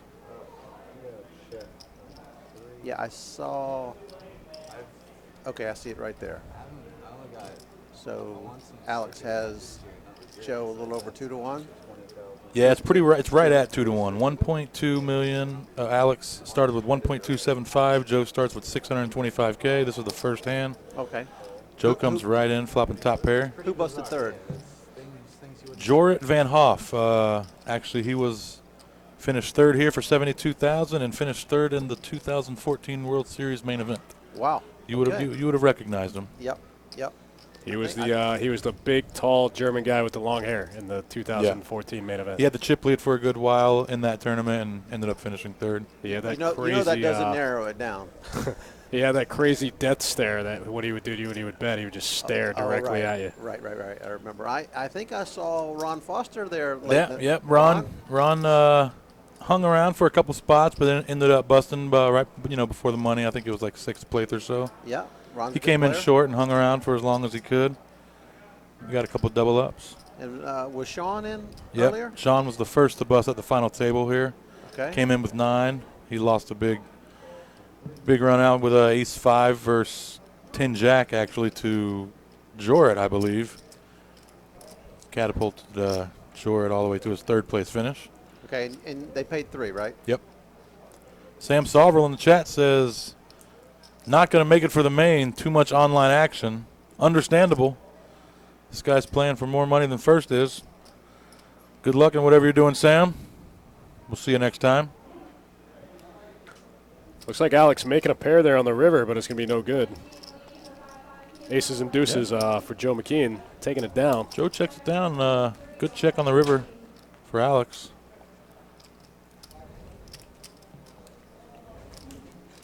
Mick Rabalato, welcome to the stream, buddy. Thanks for joining. Congrats on your trophy earlier in the week. Yeah, I heard he won one. Was it? What day was it? I think it was the 240 Monday. That's Monday, I believe. All right, good for him. Yeah, that was the 240. Took it down for about 4.5K. There you go. Yep. Said he's got off the schneid. All bad runs come to an end. Glad to hear. Eventually. Just got to keep swinging. Yep, that's what they say.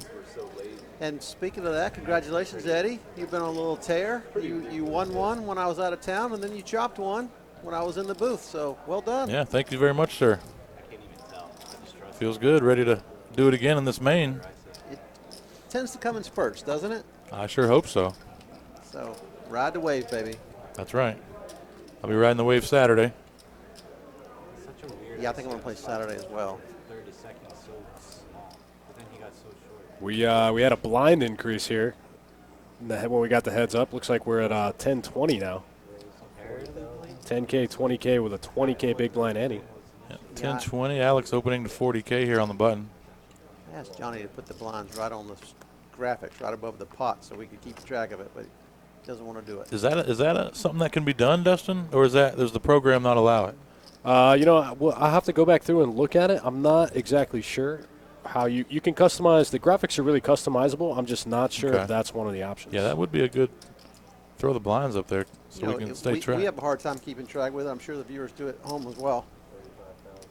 But we can usually tell by the sizing. Yeah. Especially with these guys. And it'll say, this much to call, so you just do a little math. Yeah, but math is hard. Yes. Yeah, it's not fun. Especially when you do it all day. Especially when it's... Look at this. Both players getting a piece of it here. Okay. We might have a hand here. Yep. King, queen, deuce. Got a bet and a call on the flop from Alex. Alex opened button. Joe defended from the big. Check call from Joe on the flop. Now 8 of hearts on the turn. See how much value Alex goes with. See Joe's outs there in the top of the screen. He needs a queen or one of the remaining 3 sevens. About 11% equity left in the hand for Joe. What do you think, Eddie? What is size going to be? I'm sure he's going to bet. He's been sizing pretty small here. Maybe like 75, 80. Oh, he's time banking him. Yeah, I don't think we're going to see a check, though. I think he wants to charge him a little bit. Oh, for sure. Although I've seen him check back, try to get paid on the river, but Yeah, there's this two is draws, just this too is many just a draws. good turn card. The 9-10s, the 10 jacks, the clubs, the hearts, you know, the back doors. Just really it makes a lot of hands have to check call. So if they have to check call, make them. Yeah, he's going a little bigger. 140? Yeah. I like that. Yeah, 140 looks about right. 165. That's almost a wow. full pot size. Yeah, I was turn bet. I was kind of expecting that, actually. That's why I asked the question earlier. And puts Joe in a tough spot here. He knows Alex is capable of making this bet with all sorts Absolutely. of hands. Alex could have 9-10 of hearts here, and there's a lot of draws out there. Good fold from Joe. Yeah. We've seen Joe just hero call Alex 3 streets with what ended up being third pair, and now he's able to fold middle pair correctly. Great read. Instincts on point for Joe today. Yeah, I wonder if he picked up on the sizing. He's sizing up the full pot, really polarizes the range. It's either value or air, so he decided he had more value than air, and let's throw it away. Yeah. Sam agrees he's going to pot it, I think, and he was spot on. Alex went full pot on the turn. Knew the number to get charge his opponent to max.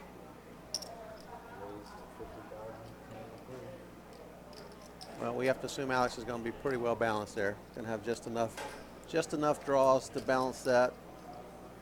Theoretically, put Joe in a 0 EV spot, right? Yeah. Might as well fold and save the chips.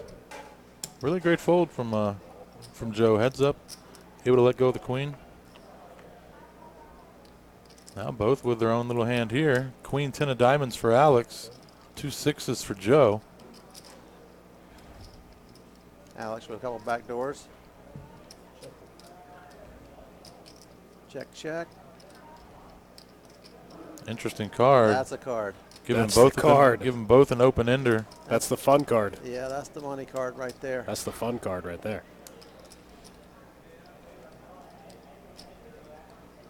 Joe's sitting on what, 30 big blinds? Joe, yeah, about 600K. 120 in the pot.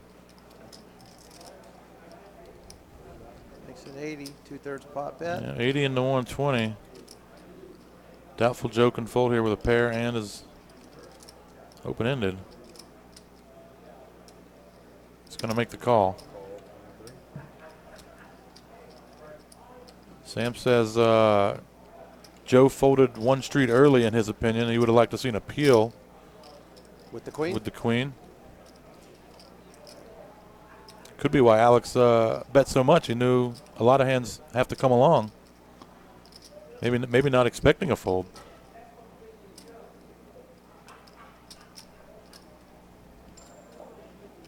So the backdoor spades get there. And that's a club. River's a club. Oh, that is a club. I told you my eyes were getting bad. Spades are looking like clubs. Let's go to 4 colors. Oh, it's okay. You just shipped the main Sadie. Yeah. It's allowed. I'm a little jury.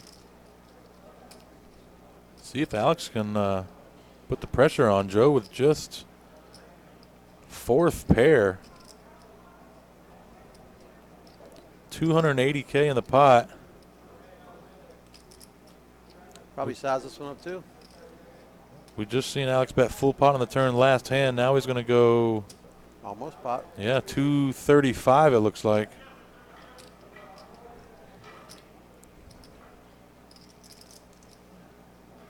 Putting Joe in tough spot after tough spot. Almost half of Joe's chips. What's he going to do, Sam? What's the play? He's going to lay it down. Yeah, it really beats nothing but a bluff, right? Yep, just beats the queen 10 of diamonds is all. Right. Alex happened to have the one hand that he actually beats.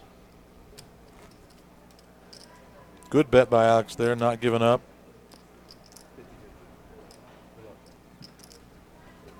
Joe's stack gets a little bit shorter. Alex gets a little bit closer to that 182K. Both these players already locked up 109,000. So $20K buy-in tournament.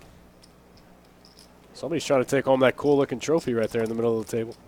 Yeah, that is an impressive-looking trophy. That is a nice trophy. Trophy/weapon. Right.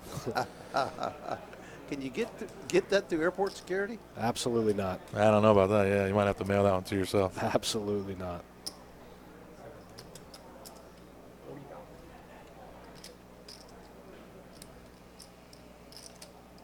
Alex just been raising the button. Keeping his- Is that what they've been doing? I haven't been paying attention. Alex, yeah. Heads up, Joe- Alec. Yeah, heads up. They've been min raising. They were obviously 2.2 to 2.5ing with multiple players at the table. Yep. And then once they got the heads up, the sizing definitely has went down to complete min. Yeah, I noticed in your heads up match the other day, Ben was going 3x most of the time on the button. You were going 2.5x on the button. It was interesting sizing you guys were picking.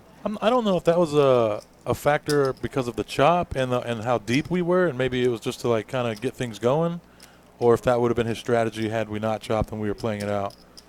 I think it may have been. I spoke to him about it afterward. He said just with the big blind ante out there. Yeah, go 3x. Yeah, just to try to put some more pressure on when you're on the buttons. It makes sense, I guess.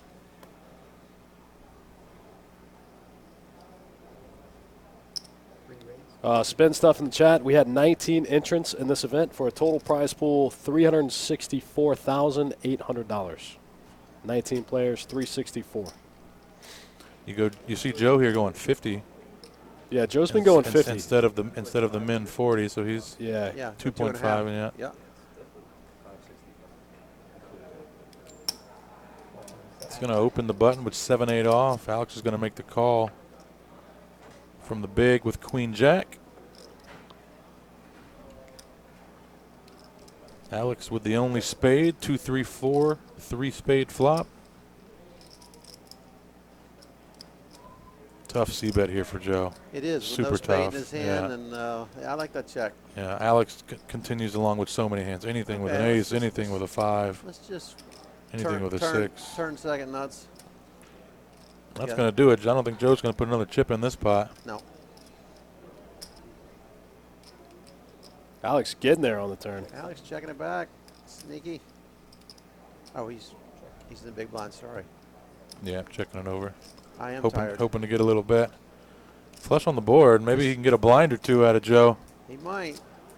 Let's Let's see what he bets here. Yeah, this is going to be interesting. He just bombs it or he just tickles it.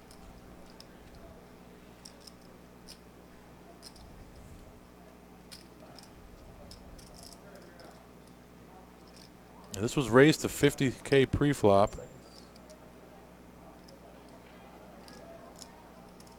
This looks bomby. He got a whole Boom. bunch of yellow chips. Joe snap folds. Yeah. I like it. Well, that looked like it was 160,000 into 120,000. A little over bet. I think he's getting looked up if somehow Joe has a spade, small spade. Yeah, any spade. Any spade. Definitely going for value there. Full value.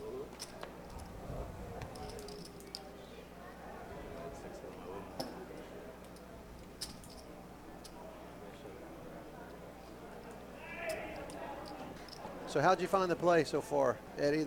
You got to this full final table with all these world-class players.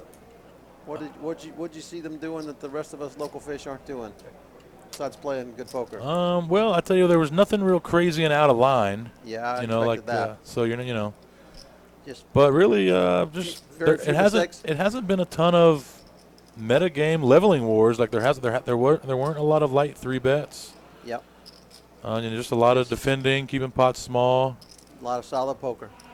Well played. Alex, I think, has definitely opened up the aggression more than anyone else, but he came in with the chip lead, so you're going to expect the player with the chip lead and his skill to do so.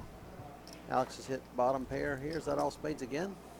I believe so. Joe has the jack of spades. Big flop for Joe. And a gutter. He's got the open ender. Oh, the open ender, sure. Open ender with the spade, the only spade. That's right. I'm looking at the ace, queen, didn't even see the 9.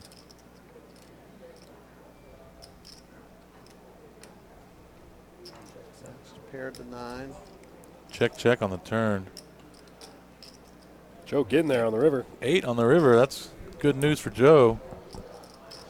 Completes the open ender. Yeah, He could get a bet. Could get a bet called here with a 9. I was just going to say, I wouldn't be surprised if Alex calls him with the 9. I think Alex is checking back that turn with showdown value, thinking that a lot of times he could have the best hand. Doesn't get called by a lot worse though. 80 into 100. Yeah, 80 into 100, exactly.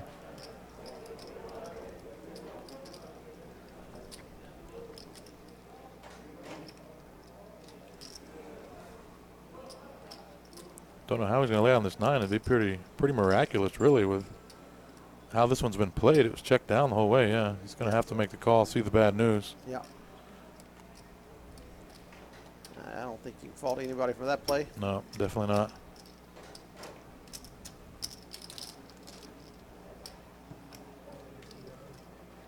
King 8 could be going for a little value there.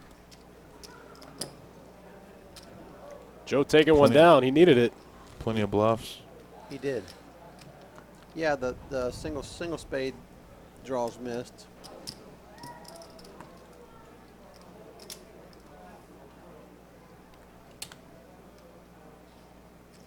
Joe back up to 625K now. This is exactly where they started. 625K versus 1.275 is what I have here. That's what he has with his chips in the blind. That's exactly where they started.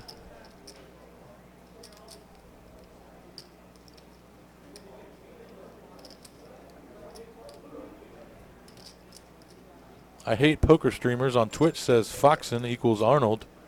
McKeon equals DeVito. It's pretty good. Oh, I needed that. I'm a little tired. As you know, I stayed up watching my wife chop a tournament last night, 3 ways. That's right, Kelly Slay. Took me way past my bedtime, and here we are again. But a lot of streams this week. This is a lot of streams this week. A lot of poker this week. Good week for poker. Good week for the home team, too. Yeah. That's right. Kelly Slay chopping the 1010 XL $350 main last night. And got it in good for the trophy. Yeah, she did. She did. She said she didn't want any clutter in the house anyway. Couldn't hold the run out. No, she didn't want to put her trophy in your office. You know, she didn't want to make you feel bad. That's true. That's true. James Call in the chat. James Call also in on that 3-way chop last night. And again, his 3rd final table of the series. Yep, he's been playing well. Absolutely, very impressive. And the other guy that chopped Marcellus, he's been having a good series. I think he has 2 wins this series. He won two bounty tournaments. Yeah, it's funny how people get on runs and you just see them pop up final table after final table. Yeah. Good play and run good. That's what it takes. You get that confidence going, you can't be stopped sometimes. Ask these 2 guys. Exactly.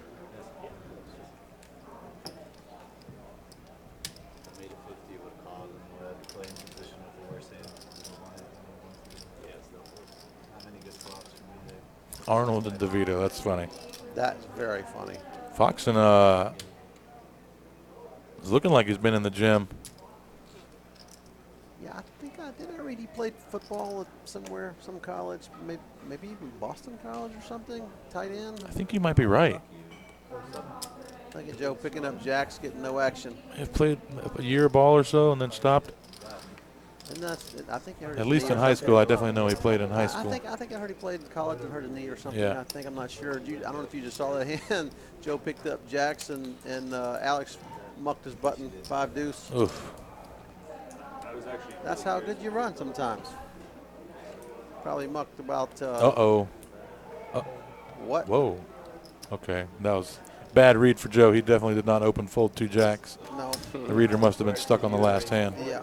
Or else we'd have seen an all-in situation, I feel. Yeah, I think that was a misclick there with the graphics. Sometimes they do get it wrong. It's not very often, but sometimes it happens. The chat's saying Boston College. I thought I had read that. Yeah. Such a silly ante right now. It's like we're putting 10,000 in every hand. Couple of trash hands here. 9 deuce for Foxen, 10-5 for Joe. See, interestingly, he mucked the 5 deuce. I'm going to play the 9 deuce.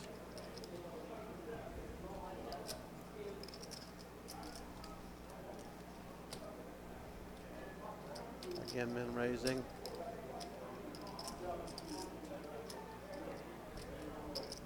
Yeah, you're supposed to call pretty wide on your big blind.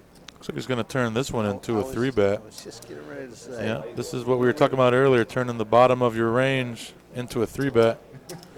The hand's not good enough to call with. Little did he know he's bluffing with the best hand. Yeah. Sam saying in the chat he blinded off some random 25K at Aria because Animal Control came in and caged him with 7 left. I feel like I'm getting through a high percentage. Get him out of there. He's got to go. Just straight up caged him? just came in and caged him? Uh-oh. All right, Joe, king 10 of clubs on the button. Yeah, we're going to get a pot now. Oh, yeah, this one's going to be 3-bet. And some, maybe. He may just put him in. He may just put him in. Let me see a fold. Good fold from Joe. Are we at 30-60 now? Did they go up again? Raised the no, I think it's 10-20. He just opened the 50. Oh, I see.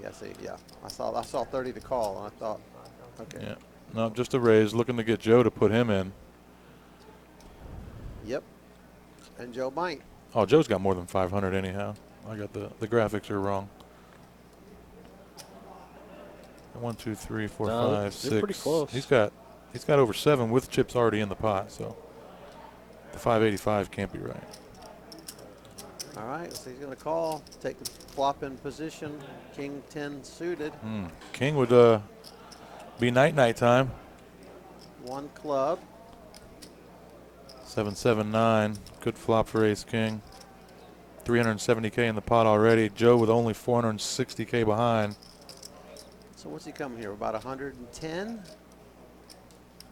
Go small now? Yeah, definitely doesn't need to be any large sizing whatsoever. 190.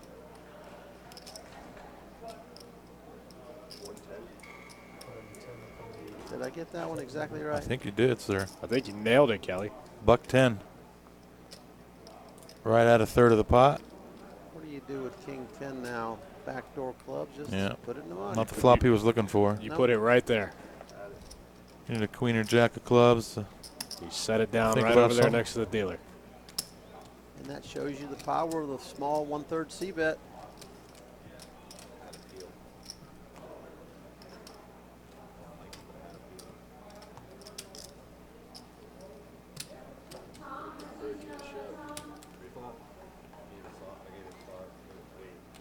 Getting a little short now at 420. You're right. That can't be right, can it?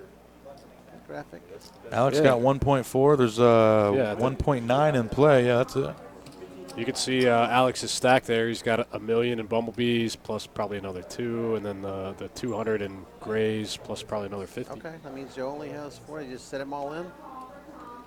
With the ace. Yeah, ace on the button is going to be good enough. Yeah, I was going to start leaning on him right now. Exactly. Show him the ace. This is 15. Looks like we I swear it said next line's 1530 the whole time, but this is better. Looks like we got another blind increase here. We're going to 15K, 25K with the 25K big blind ante. Wow. That's a generous level for these guys. Yeah, definitely. Joe McKeon likes that. Oh, there you go. Kelly up there at the top, right there. There you go. Let's leave it there. Yeah. We're in the corner, yeah. Somewhere. I'll go through the thing and see if I can figure out how to make it stay. We have the capability. That's right. We have the technology. I might be able to do it right now. Joe limps the buttons. Alex going to put him in here with the... With the deuces? I'm not sure. Yeah, looks like There's it your does. answer. Puts him in. Joe probably called off here with the king. Nope. Yeah, too much. Yeah, I guess they only went to 25K. It's still, what, 15? Tough to trap with the king 6. What's he got, 15 big blinds? Yeah. We're at 25K. I was thinking they were down to, it was 30, they were down to 12.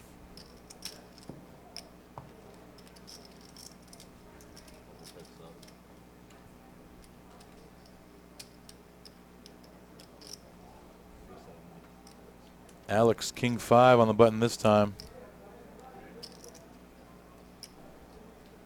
Might just keep stuffing it on him until Joe picks up a hand.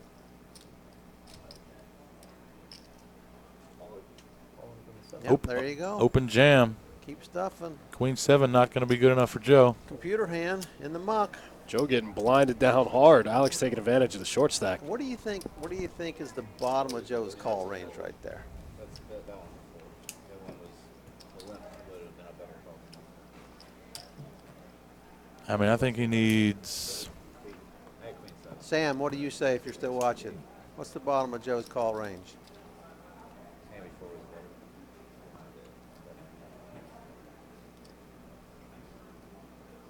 We didn't. 14 bigs. Open Alex. Open jams on him. What are you calling off with? You calling off with King 9 suited? You calling off with King 10 offsuit?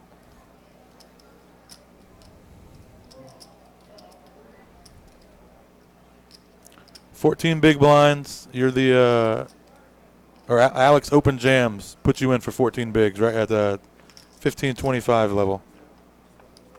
25K big blind, or Alex just open jams. Open jam from the button.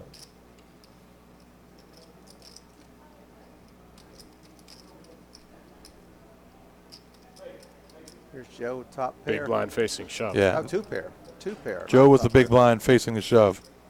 14 bigs. So you're big blind facing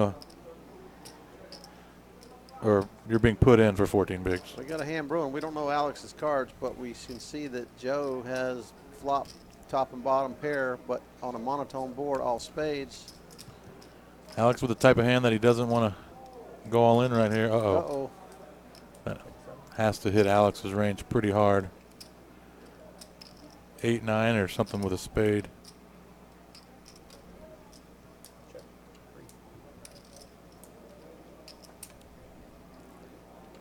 Wow, another spade run out. Pretty sick. What if Alex sticks it in again?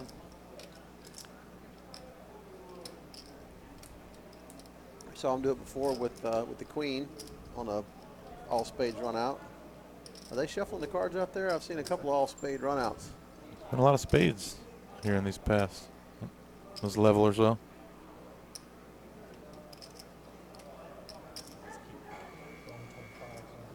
$125. Oh, half his stack. Small.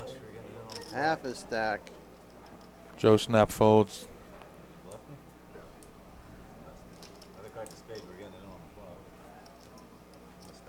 Yeah. And Alex had queen, clubs, 9 of spades. So he ran out the 4 flush again.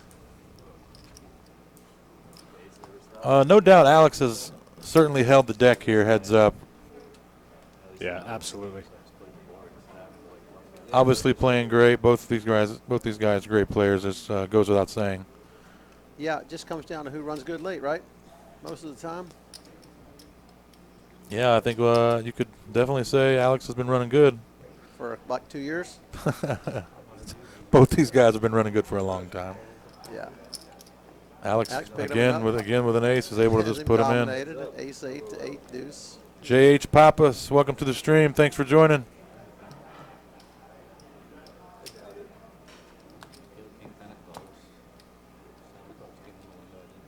Like we said, when we got down to heads up, 28 million between the two.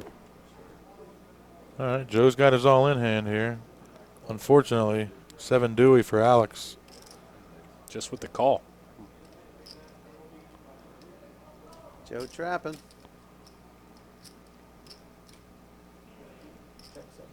Alex says, let's see if I can outflop you again. Yeah.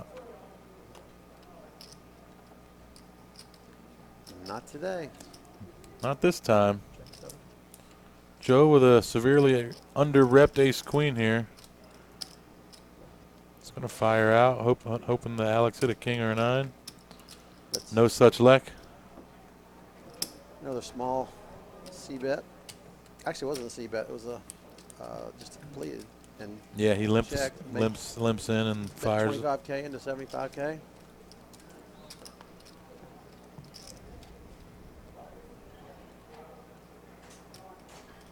Alex has been leaning on him, grinding him down finally. 2 queens for Joe this time. Here we go. And Alex with those spades again. Sub 10 big blinds for Joe. And he sets him in. Oh, bad timing for Foxen. Puts him in with the queen deuce suited. Lower, yes. Oops. Shows him the queen first, and Joe asks him to show another one that's lower. We've been talking about all those spades on the top part of the deck. Let's see if there's any on this flop. We have any sweat. Yeah, I think we just heard Foxen say that. He said the spades have been coming. Not this time. Not a spade out there. Not this time. Need a jack or. Why not? Now he needs a Oh, jack. no. Jack Jack ball. or chop. Gutter ball for the chop. Ace. There you go. 2 queens Joe are good. McKeon's going to double up. Just in the nick of time. They're almost back where they started. He's going to get up to about 23 big blinds now. Isn't that just about where they started? Alex has had him Yeah, on the mat a couple he's times. very close to where they started. I think Joe has 575, and he started this heads-up battle with 625. Joe picked up the ace queen and then the queen back to back. Right back in it. Let's go. Joe's not looking to roll over here. Nope. Not for an extra 80K pay jump. That's right. Both these guys guaranteed at least 109,000. The winner will be taking home 182,000. Joe, Another button limp. Limping another big hand here on the button. King 10 suited heads up.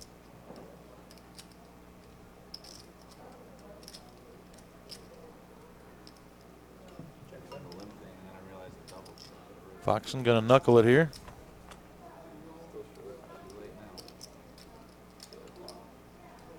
Pretty raggedy flop.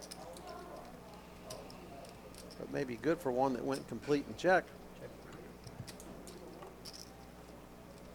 Yeah, I wonder if we're gonna see Alex donk lead it here. It's actually a really good card for him to lead. Absolutely. Double gutter. He just knuckled the big blind. Yeah, he can have anything. Oh, he checked it again. I didn't be thinking about a check raise here. Yeah, I definitely wouldn't be surprised to see something like that. Or you could just. It's gonna river the best hand. Yeah, that works too.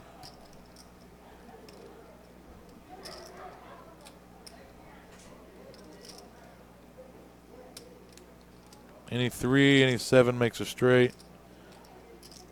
Feels like a check scenario. Alex is gonna bet. Maybe he gets looked up. Super light. Just with a high card, maybe. And I got you to crack. Sam answering our question, 14 big blind shove question from earlier. Assuming it's big blind ante, which it is. He's calling ace deuce off, king 5 off and up, queen 9 and up.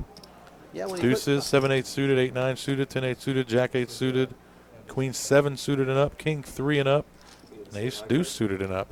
There you go. So he's calling with. I thought the king 6 muck and the queen 7 muck were right on the border. Yeah, he snap voted the king 6. Next time I'll do that. He did. King high's got a lot of equity heads up, right?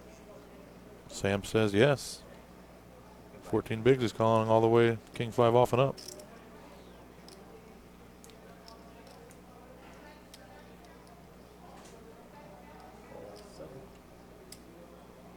This time, Alex with the limp on the button with the jack 6 offsuit. Sam says Foxen in a regular size t-shirt. Maybe his t-shirts are a little tighter.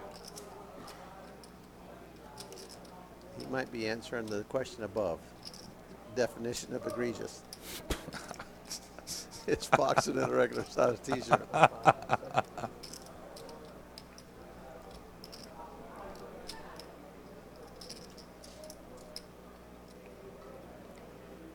All right, Joe's hit middle pair. Alex whiffs, but Alex won with a bet. Oh, and just banking on the turn. Check 3. Sam sharing some knowledge in the chat, saying ace deuce off through ace 9 off, queen jack off, king 4 through king 9 off, queen 9 off, jack 8 suited, 2s, 3s, 4s, ace deuce suited, king deuce through king 4 suited, jack 7 suited, queen 4 suited, and queen 5 suited are all shoves at 14 bigs. So that's the range that Joe would have been looking at from Alex. And that's why Sam would have liked to call with the king 6 off. There you go. Keep them coming, Sam. I like this. We got a third commentator in the chat. Certainly knows way more than both of us do. That's true. Well, we can read snap shove too, though. Sounds better when it's coming from Sam, though. Of course. Oh.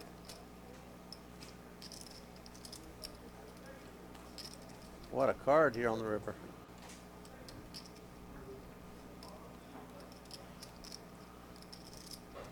Random small suited connectors in shoving range, too. Yeah, like from that. Alex. Yep, so even more reason for the king 6 can dominate a lot of them hands. Right.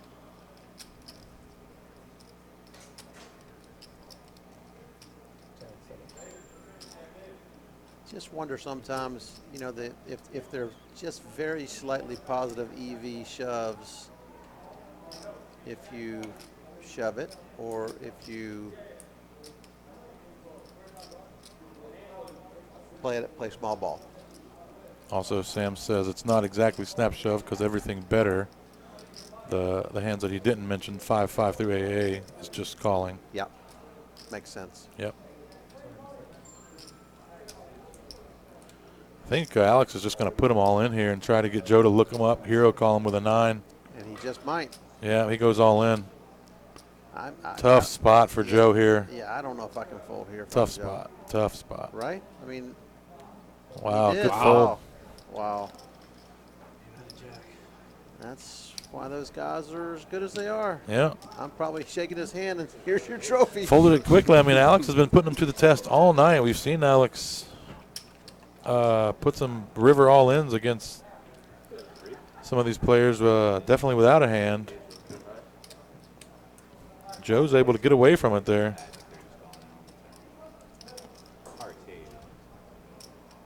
He's made a couple really, really good folds since I've been sitting here. I've been here 30 minutes or an hour.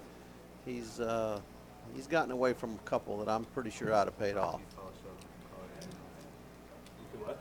He's got $16 million in earnings. That's how you do it. That's how you do it. Sometimes you just know. Solve or be damned. Yeah. There it is. Joe getting it in there with the king 4 suited on the button. Yep. Alex can't call with the 5 deuce.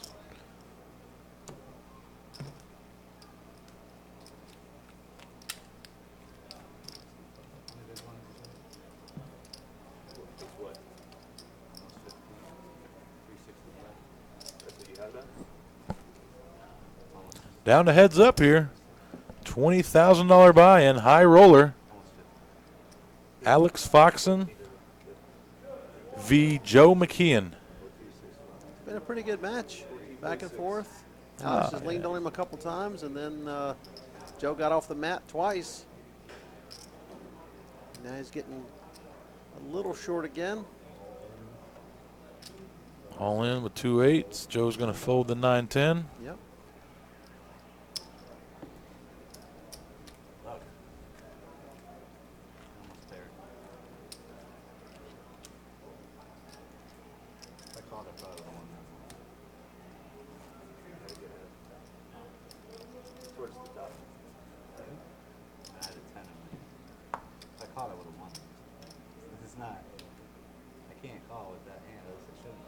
Samson doesn't like that shove from Foxen. He would have liked to open and look to get shoved on by some hands instead of just letting them play perfectly. I was just reading Sam's comment above about the traps, 5-5 through ace-ace when Alex shoved the 8s and wondering what he thought about it, and he answered it for us. Like you said, it's like he's sitting right here. Yeah, I like it a lot. I hope he tunes in for the 50K next week. He probably will. Sam, you going to watch the $200 50K next week? I want you to tell me what old man Pete's doing. After he opens 5X. Right.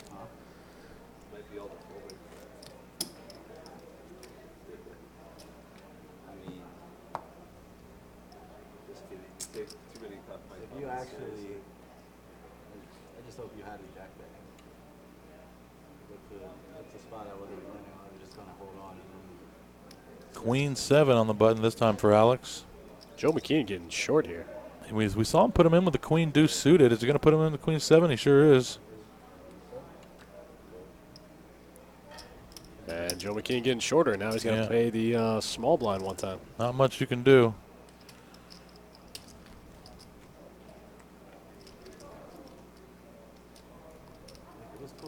Wants to have a hand with a fighting chance. It ain't going to be the 6 deuce. Poker streamers there in the chat. The blinds are 15-25. 15K 25 with a 25K big blind Eddie.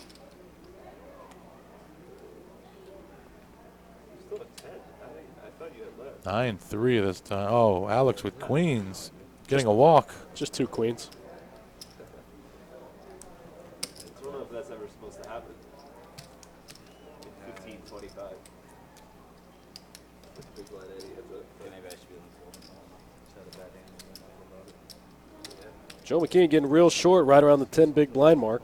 But didn't we see him get real short earlier, Eddie? Wasn't he down around like 6 big blinds or something? He was weird here. like Yeah, that? he was here before and then got back up to his 625K. I think he was down around to 3 or 4 big blinds early on. He's done that twice since I've been here. There it is. He calls. Queen 5 suited. Yeah, I think Joe calls the all-in. Yeah. Makes the call. Queen Way 5 of behind. clubs. I'd have called there too, I think. Oh, There's the king. Bad news for Joe. He's going to need some running 5s. straight cards. That ain't going to do it. Okay, there we Wow. go. There you have it, ladies and gentlemen. Alex Foxen is your 20K high roller champion. Wins again. $182,400. Takes it down. Congratulations, Alex. Joe McKeon finishing in second, $109,400 for his efforts. Great well job, played. boys. Very well played by both players. Great job, guys. Thank you guys all for tuning in, sticking it out with us. We appreciate it. Happy to be here. Tomorrow's day 1A of our $1 million guaranteed WPT main event. 5K gets you in. $2,500 bounties in the field. You'll see Eddie out there. You'll see Kelly out there one of those days. Yes, sir. And I'll be streaming it here with you guys on Tuesday, the final table. You guys take care. Thanks for tuning in. For Dustin Shacklock, we got I'm Eddie Marskoski. This is Kelly Slay. And as always, keep repping the nuts. I love that.